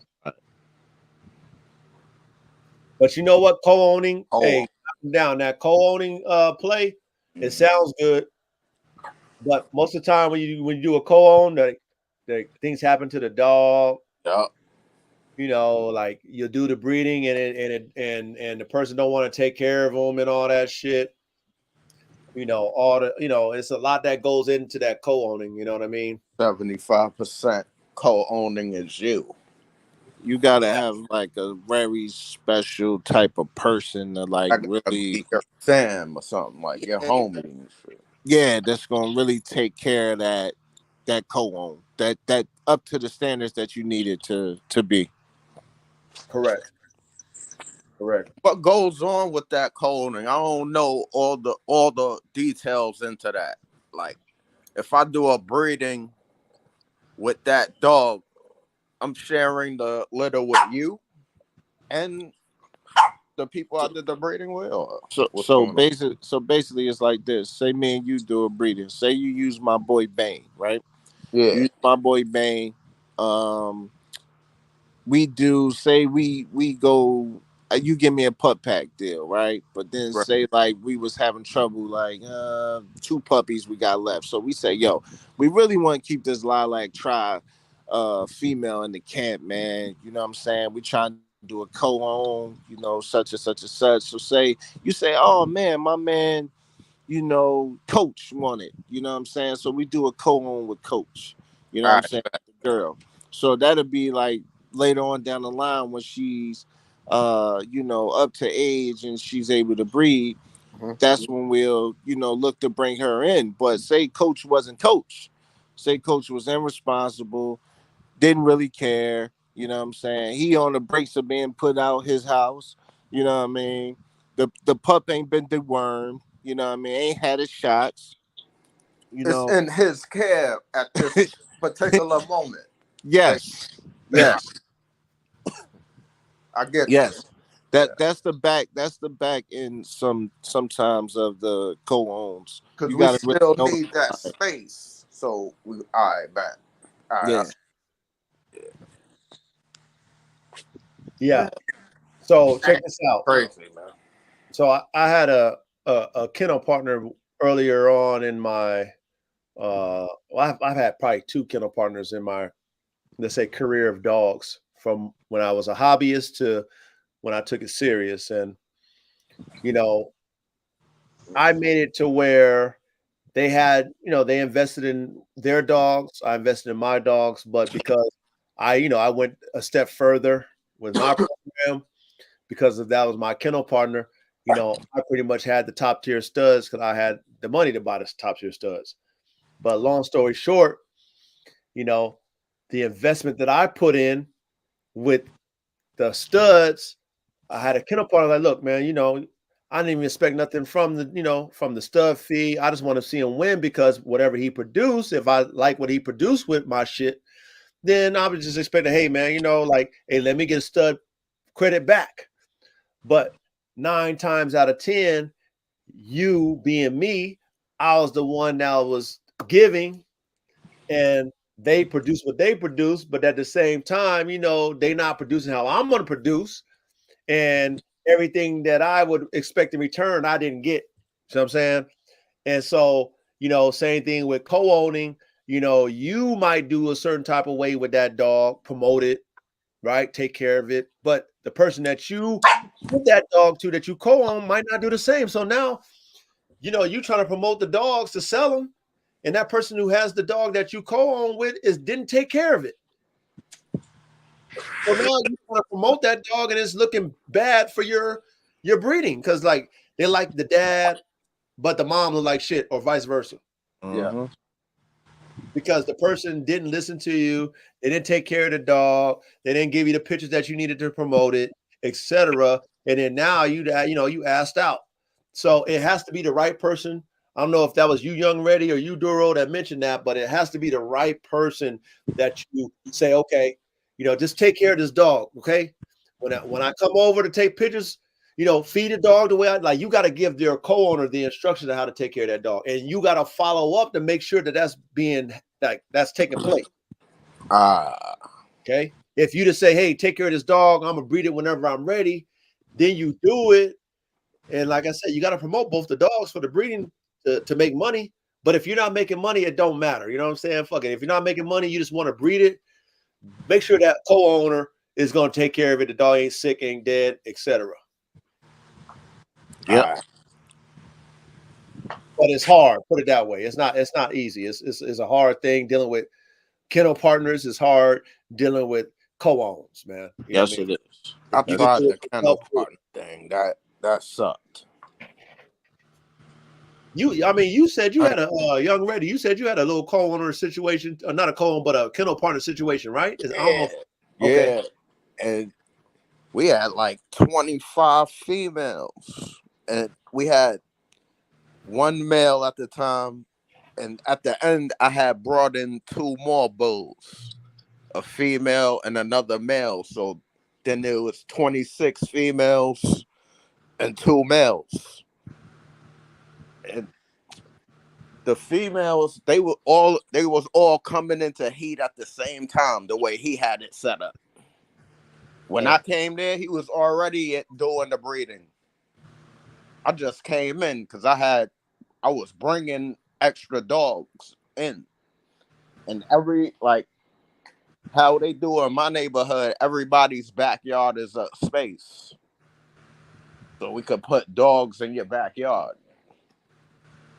So we had like 5-10 dogs in each yard, and like people that we cool with in their backyards, and they got dogs in their yards too. I didn't go to all the yards. I wasn't in that shit that long because I wasn't really getting nothing out of it. My dog wasn't really coming into heat like that, and his dog, he was selling all his shits. And then the dogs that we were supposed to be co-owning together, them joints was never being born. So all I'm doing is buying mad dog food. Every week I'm buying like 3 bags of that diamond shit. Diamond for every dog. I couldn't do it. And I'm not spending time with my own dogs. You know what I'm saying? Right. I started bringing my dogs to the camp. Like, all right, we gonna keep them over here. And my dog was acting up with them. My dog wanted to fight all them dogs back there. Like, she wasn't used to that shit, being out there all night long. Like, no, man, I couldn't do it, man. And then niggas want to keep buying more dogs. Like, nah. Niggas on the internet, like, yo, I found this little joint, exotic. That joint like 3,500. Yeah.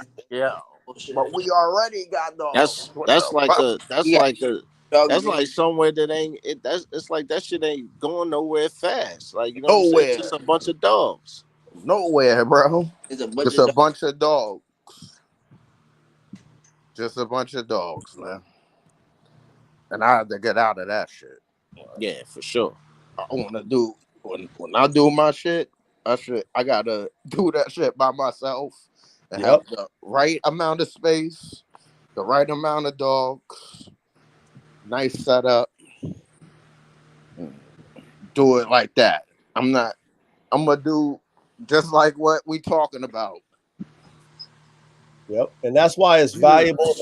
And fellas, that's why it's valuable to have someone like me that's here for y'all as coach. You feel me? Because I can give y'all the blueprint and the playbook that's playing right now. You know what I'm saying? We running a playbook that's playing in 2024 season. That's gonna be playing in the 2025 season. As long as I'm in the dogs, that playbook that I'm gonna give y'all niggas, excuse my language, okay, is gonna work. You see what I'm saying? Period. And dudes was having some we had some nice dogs. It was crazy. It was some nice dogs. And the breedings that we was getting was from some top quality dogs. But I didn't really like them little ass bullies, them exotics. Yeah. They got like them, they look like dachshunds and shit. They look like Beagle time. They look like that. floppy ass legs. And they like dog. Yeah, I couldn't do it, man. Yeah. Coach, you know how we coming, man. We coming, no Diddy. We coming right behind you, man. You know what I'm saying? And at the end of the day, you know what I'm saying? Like, this is why, you know what I'm saying? Like, I feel like, as you at the helm, man, you know what I'm saying? And then us, you know what I'm saying, falling right in place how, you know what I'm saying, how we falling in place, and even with the panel and, you know what I'm saying, and everything, conversation, I feel like this is all game that we can take, you know what I'm saying, whether your breeding program is just starting or your breeding program is, you know what I'm saying, is already established, or whatever the case is. But this is all game that you could take, you can learn, you can add to, and you know what I'm saying, and it all makes us all better. You know what I'm saying? And our end goal is to make better dogs, you know what I'm saying? And you know what I'm saying, for us to, be brothers and have a community that's not toxic. You know what I'm saying? Period.com. Everything you said was right on point. You know what I mean? And that ties into why I decided to do the lives on Thursday. You know what I'm saying? Because I could easily, just be on my high horse and, get the feedback from my brothers, right? And just be like, yeah, I know, or ignore my brothers. You know what I mean? Because I feel like like y'all ain't on my level, and a lot of dog men is on that kind of energy space. You know what I'm saying? And I get it. I understand why some of them might do that, because there's a lot of people that do waste your time. I mean, I get that a lot, but I still remember where you know what I'm saying? Like, it goes back to, like, remember where you came from. I still remember when I was new or didn't have no dogs, and I was looking at breeders that I was looking up to that didn't even know me. You know what I'm saying? Before the social media was big the way it is, where you could DM cats and get in a comment section and stuff like that. This is before that. And I wish I had an opportunity to maybe talk to one of them and stuff like that. And, and be happy to sit there and just soak up whatever. No, you don't, Coach. No, you don't. No, you don't. Because half of them, if you would have been able to reach out to them, half of them you wouldn't have liked, man.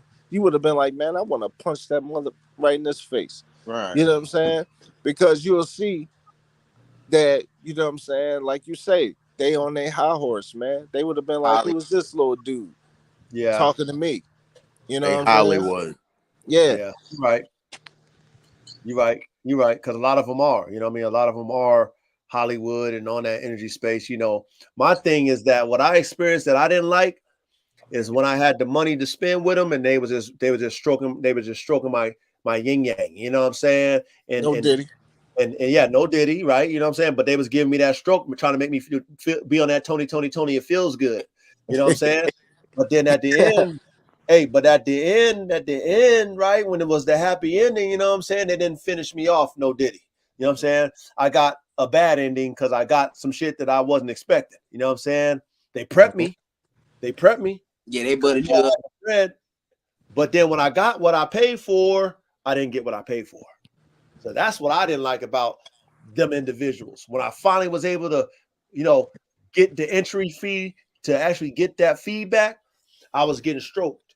You know what I'm saying? And I didn't like that shit. You know what I mean? No, I didn't. But see, this is the experience, though, that I had to go through. You know, this is why it's valuable that you guys are tapping in and you guys are feeding into the information, because I'm giving y'all that real, that raw, that, you know what I mean? I'm giving you that real because I know when you experience it, you will remember when we talked about this shit. You know, Right. Coach been talking this shit. Right. All the signs is there. Yeah, we've been talking about, we've been talking about them type of individuals, and watch out for this and watch out for that. And when you get your dogs, make sure you pay attention to this. And you know, when you talk about the pedigree versus the dog, you know what I mean? The pedigree is smoke and mirrors, the dog is the real.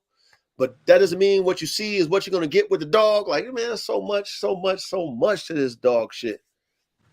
But that's why I'm here. You know what I'm saying? That's why I give my time, because I want us to raise the bar together. You know what I mean? That's what I want. I want more of us to have top tier dogs, because I'm the type of dog, man, that, like I was saying before on previous episodes, if you, Duro, you, Young Ready, Corey, all y'all in the chat, if y'all have something that I'm lacking, that I need, I'm spinning bread with you. Period. Fact. Yeah, you. Period. I don't care when you started or what level you on in your dog game or anything of that sort. I don't give a about that. All I care about is the dogs, because that's what we care about. And if you about. and I'm like, ooh, we Duro, man, bro, that sauce you did with that dog, I need that DNA. I'm gonna break bread with you, because I'm about the dogs. This was Right. about. Right. And I know if we're in the same classroom, if we're all in the gifted and talented, what they used to call a GT back in the day when we was youngsters, you know what I'm saying? Duro, you probably remember that. They used to have what they gifted and talented class. I do. Okay, so for y'all youngsters, that's the highest level of students.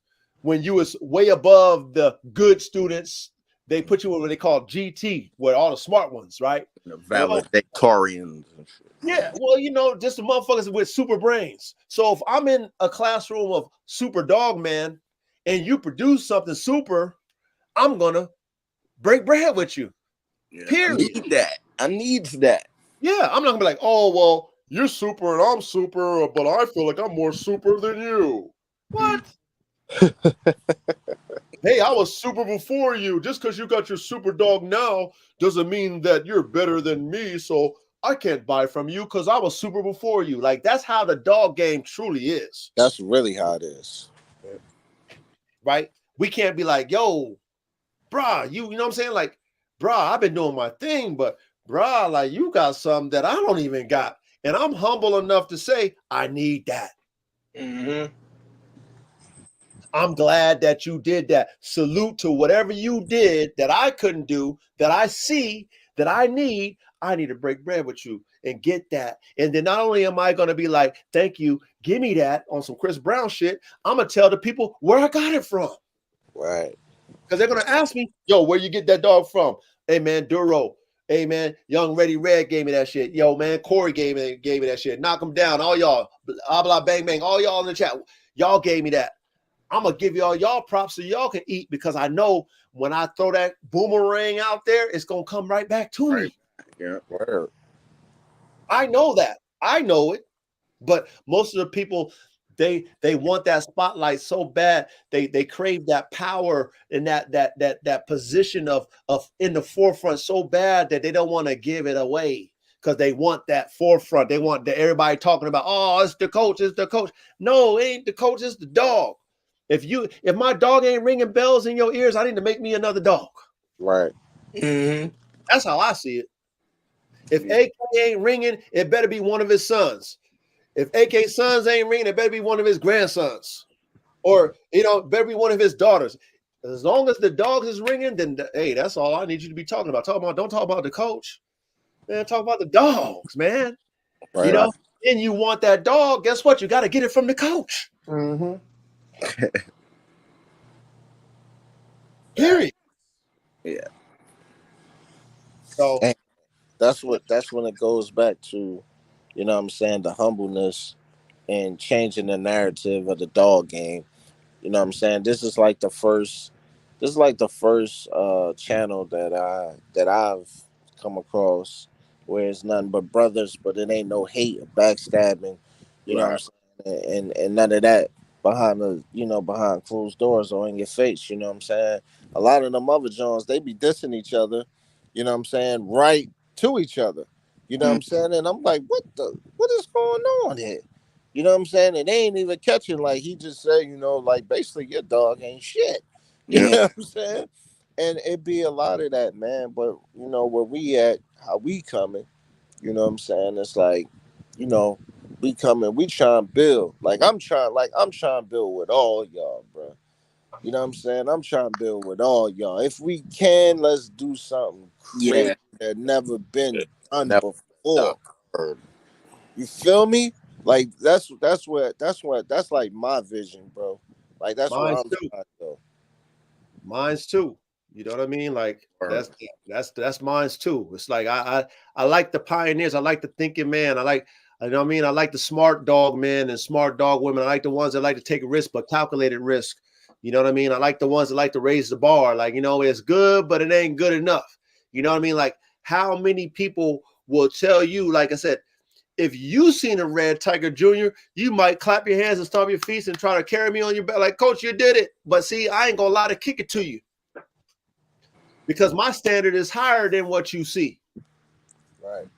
Right? Because I know what limits that I push my dogs to. You might not push a red tiger junior to the limits I put. He might never blow up on your ass. He might not. But I know the levels that I push my dogs to. Not only that, I know what my dogs push each other to. Right? For me to see that my dogs is overworked and he's breathing not the way I like it based off of the competition that he has amongst his peers. That's not even what I test him. I ain't even tested that boy yet. But how he competing with his kennel mate and then the other dogs outside of him that he's learning to watch, and he's seeing the energy from AK and all the other dogs. Now he want to compete with them. I'm seeing how turned up he is, and I'm seeing how he breathes. I'm like, if you breathing like that now, and it's not bad, but it's not what I want. But if you like that now, when I put you through that course and them conditioning things that I put your daddy through, I'm gonna have to, I had your daddy in them 15-minute training sessions, you might only last 30 minutes. Like I'm already thinking like that. But see, I'm telling you guys this because that's how you guys need to see your dogs when we're trying to raise the bar on these other dog communities. Mm-hmm. Right? We're trying to make these dogs, let's say if they're protection dogs, right? Or they're prey-driven dogs. We want them to have maximum prey and man drive, but we need them to have an on-off switch too. Yeah. Yep. That's the main thing. That's the main thing. Because we don't want them dogs killing at their own discretion. Liability. That's a liability.com. Talked about this. What's good with you, T? Yeah, that's a liability.com. And we don't want those. No. And more no's. You don't want that. But again, who's really teaching that? You know what I mean? Not many people is teaching that. Everybody likes that rah. They like that. That's more entertaining. People like to hear that. Oh, my dog can do this. My dog can do that. But can your dog chill?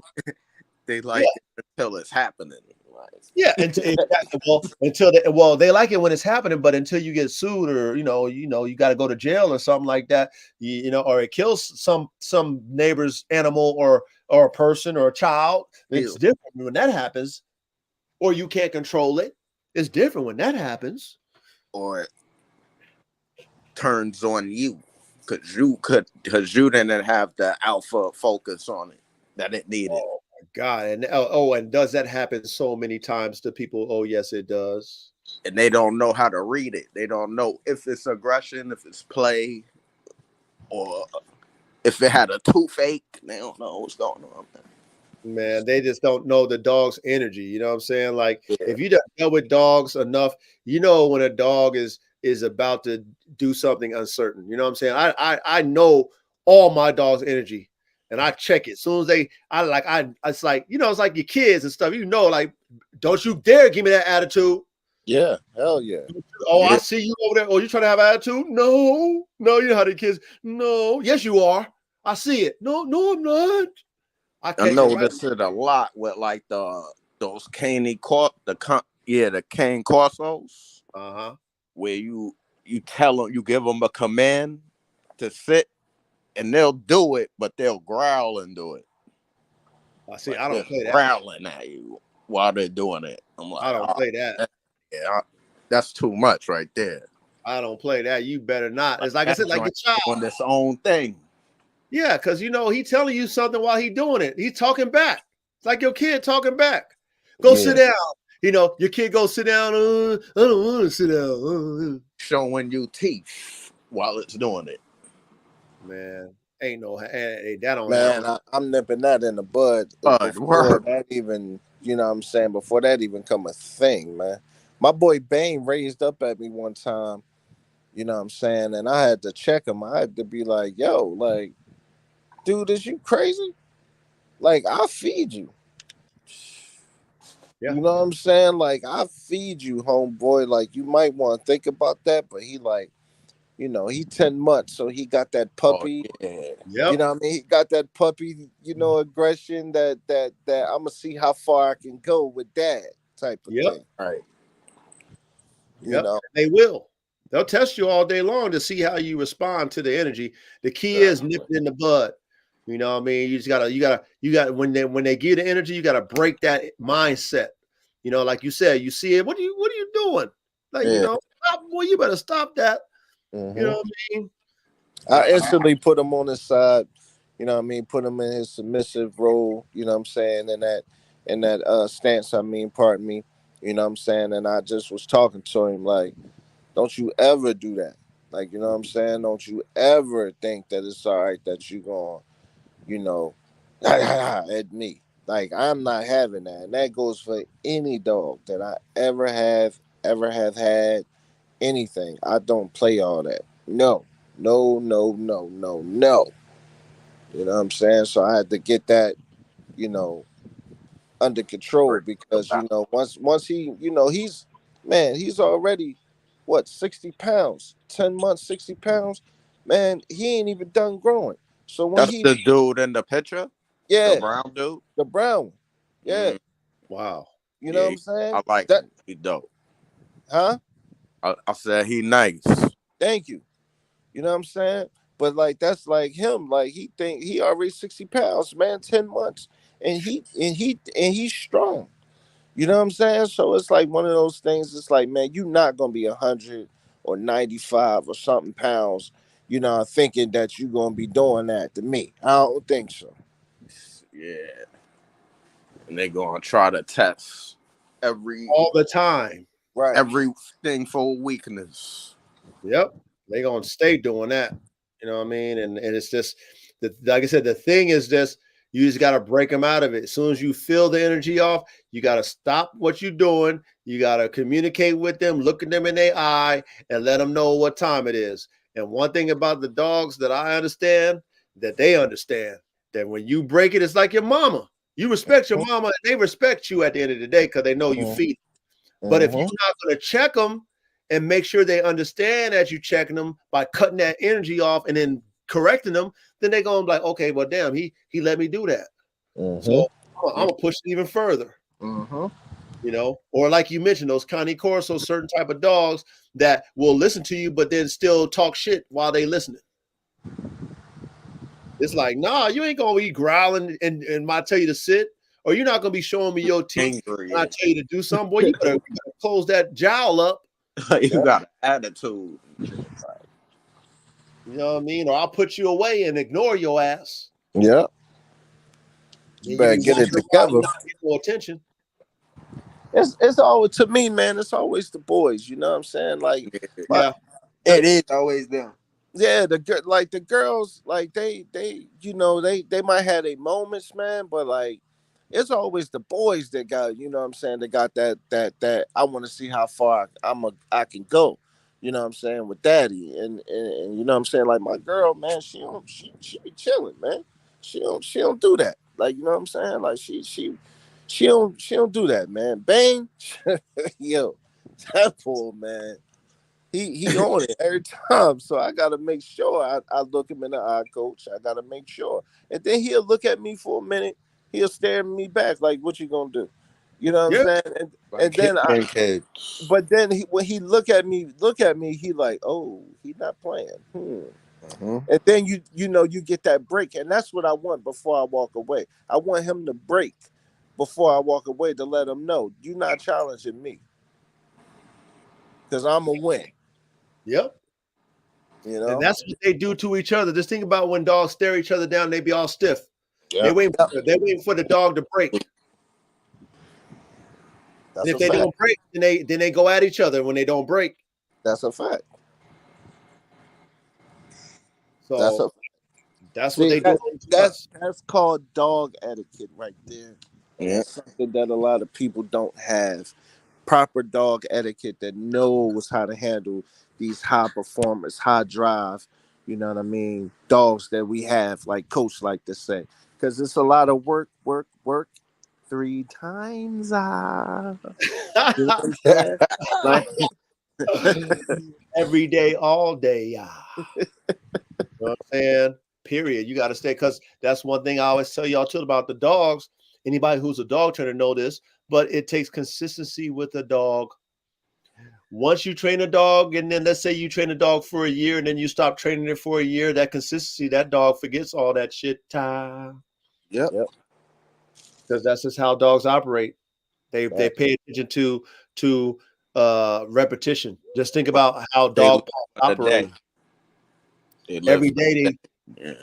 every day, let's say a wild dog pack, every day they gotta go hunt. They gotta go protect their territory. They gotta move in a pack. They do this every day. Every day. They Word. see their prey, they see the predators every day. So that's programmed in them to do that. Okay, we got to go do this. Okay, we got to go protect that. Okay, this is where we pissed at. This is our territory. Okay, okay, we done seen that predator over there. We smell him. We know what he's gonna be. Okay, he's over here. Like they that's Repetition. yeah. But if they're not doing that often, then they tend to fall to what they're doing, which is nothing. So then all the things that you showed them, that you got them all precise and nice at the dice at, they lose. They lose it. Yeah. Is what it is. Mm-hmm. So if you're not on top of your dog consistently, okay, they lose it. They lose that understanding of it. Okay, well, you were the alpha and constant, for the past couple of months, but now, you're busy doing other things and I rarely see you. And, I know you don't like me digging in the backyard, but you haven't been correcting me. So now I'm going back to digging in the backyard. Yeah. You like, damn, didn't I teach you not to dig in the backyard? Well, yeah, you did, but you haven't been consistent on, making sure that I didn't do it anymore. Mm-hmm. So that's what it's all about. Consistency.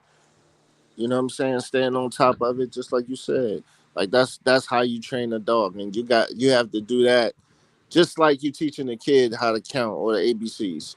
You know what I'm saying? And that it takes patience. And that's what a lot of people don't understand, you know what I'm saying, or don't know.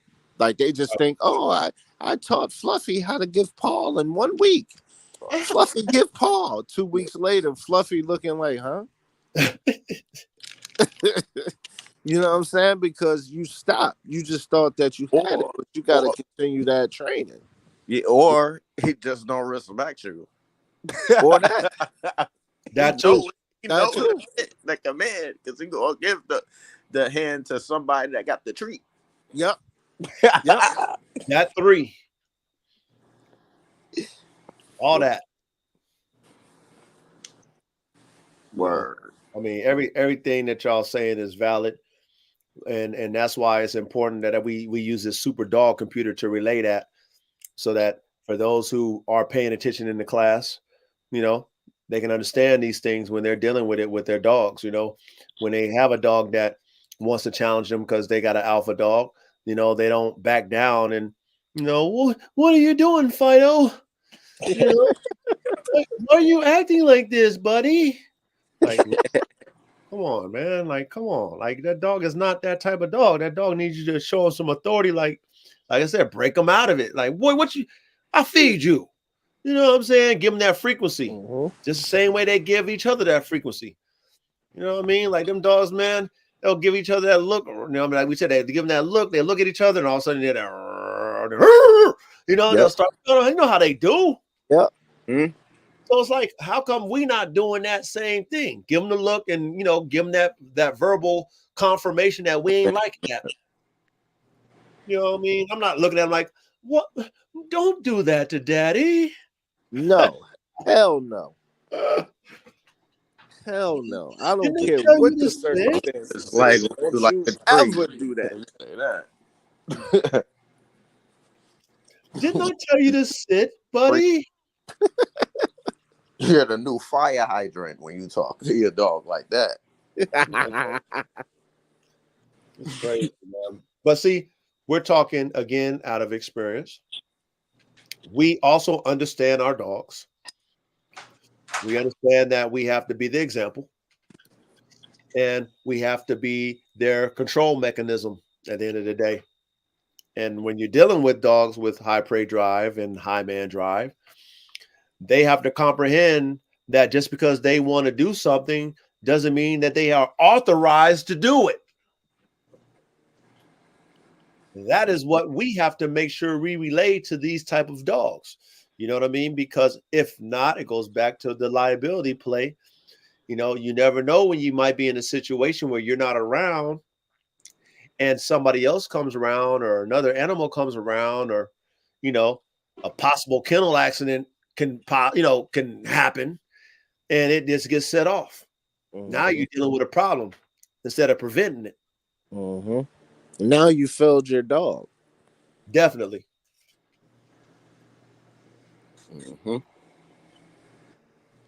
Definitely failed your dog. But then, of course, like I said, that's your fault. But then by that time, it's too late.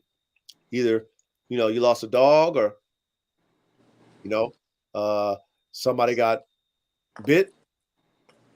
There was a fight. You Got a get vet sued. bill, get sued, get arrested. You know, all these things, or both, all of it, everything, all the things that we talk about is playing. You know what I mean? So, dogman etiquette is not something that is taught. You know, maybe we should talk about that on a subject matter one of these days. You know, dogman etiquette, how to be a good dog man. Let's do it next week. Well, then I guess that's exactly what we're going to do then. You know what I mean? How to be a good dog man. You know what I mean? What does it take to be a good dog man? Let's do it. I think that's a great one, actually, man. Matter of fact, Duro, remember that? A nice week to get some thoughts together on that. Yeah. Everybody, you know, get their thoughts and, you know, take their notes, bring it to the table. You know, I love letting y'all cook up and me piggybacking because, like I said, I could definitely lead the way, close out the show. But it's always good to get y'all's, you know what I'm saying, y'all's feedback, and then also, y'all's lead off, and then I can feed back off of that. You know what I'm saying, and add my little 3 cents in there. Word. I like that. Yeah. So, hey, remember that. Everybody remember that. I got you. Euro, I'm gonna hit you up. Make sure I'm gonna remind you again. What's the subject matter? Even though I kind of remember it right now, but being that you initiated that, we should carry that. Or was it Young Ready, or was it you that initiated it? Duro said that. Okay. So being that you initiated that, Duro, you know what I mean? Remember that, and we'll add that to our topic on episode 54. Definitely. I thought this was episode 54. Word. It wasn't 54? Yeah, I this thought was 54. You sure? No, we did 53 last week. But I know I cut one of them out. One of them out, yeah. Oh, So I don't know if that was the case. Hold on. Let me check. Let me double check. Yeah, this is 54. Oops. This is 54. Thank you for the checks and balances, Duro. Right. That's what I'm here for. Thank you for the checks and balances. Well, I will make sure I will correct that. And yes, this is episode 54. Damn it, man. Well, Knock him down said he coming up next week to talk about the proper etiquette of a dog man, what it takes. oh man. Well, hey, knock them Down. down. You are vetted and you will be welcome on the panel. You know what I'm saying? We had some slick shit. Shout out to your lady, Duro. I hope everything is what it's supposed to be. But anyway, shout out to your lady because she gave us a suggestion. And based off of that suggestion, I followed it. So shout out to her. You know what I mean? We had some people that slid up in the chat or slid up in the queue, try to get up on the panel, and I'd never seen them before. And I thought about your lady, Duro, and I was like, man, sorry, you have to be vetted in the chat. And if once you're vetted in the chat and we understand you really about the dog man lifestyle, you participate, then we can let you up on the panel. So yeah, man, we saved ourselves some ridiculousness. I know we did. And Yeah. that was the best thing that she could have suggested for us to do. Facts. So I had two people hop in and somebody even got in the back chat, you know what I mean? Hey man, I got some questions about this and that and the third. I was like, well, hey, put it in the chat, man, and we'll answer it. But that didn't happen. So, you know, it is what it is. And like I said, down said kennel blindness is a very good topic.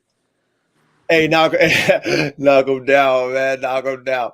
Hey, Coach, be on that vodka lemonade. Yes, sir. Oh, yes, sir. Knock him down, man. I'll be on that vodka lemonade. Keep it simple. That's how we go.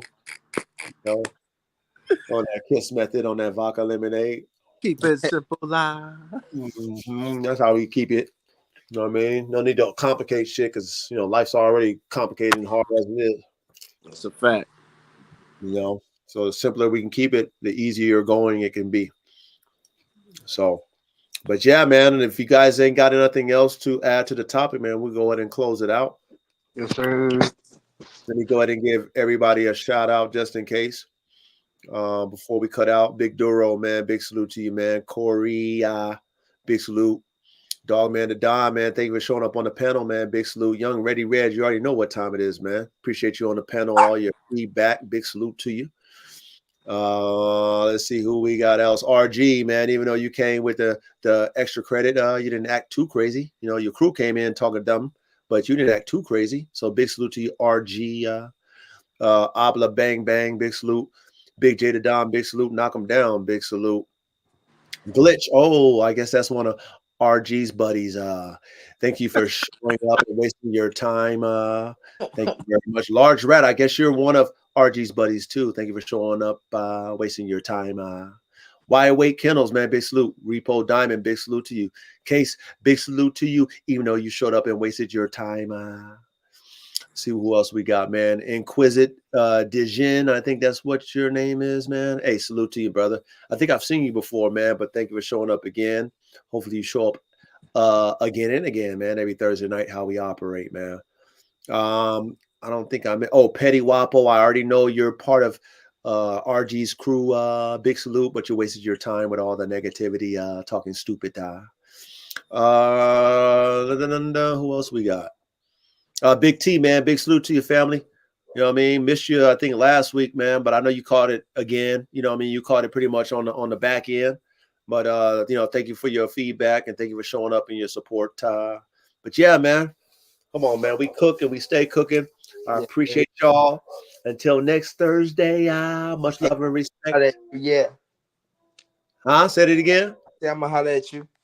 For sure, man. Hey, big salute to everybody, man. Much love and respect. Yes, sir. Peace out.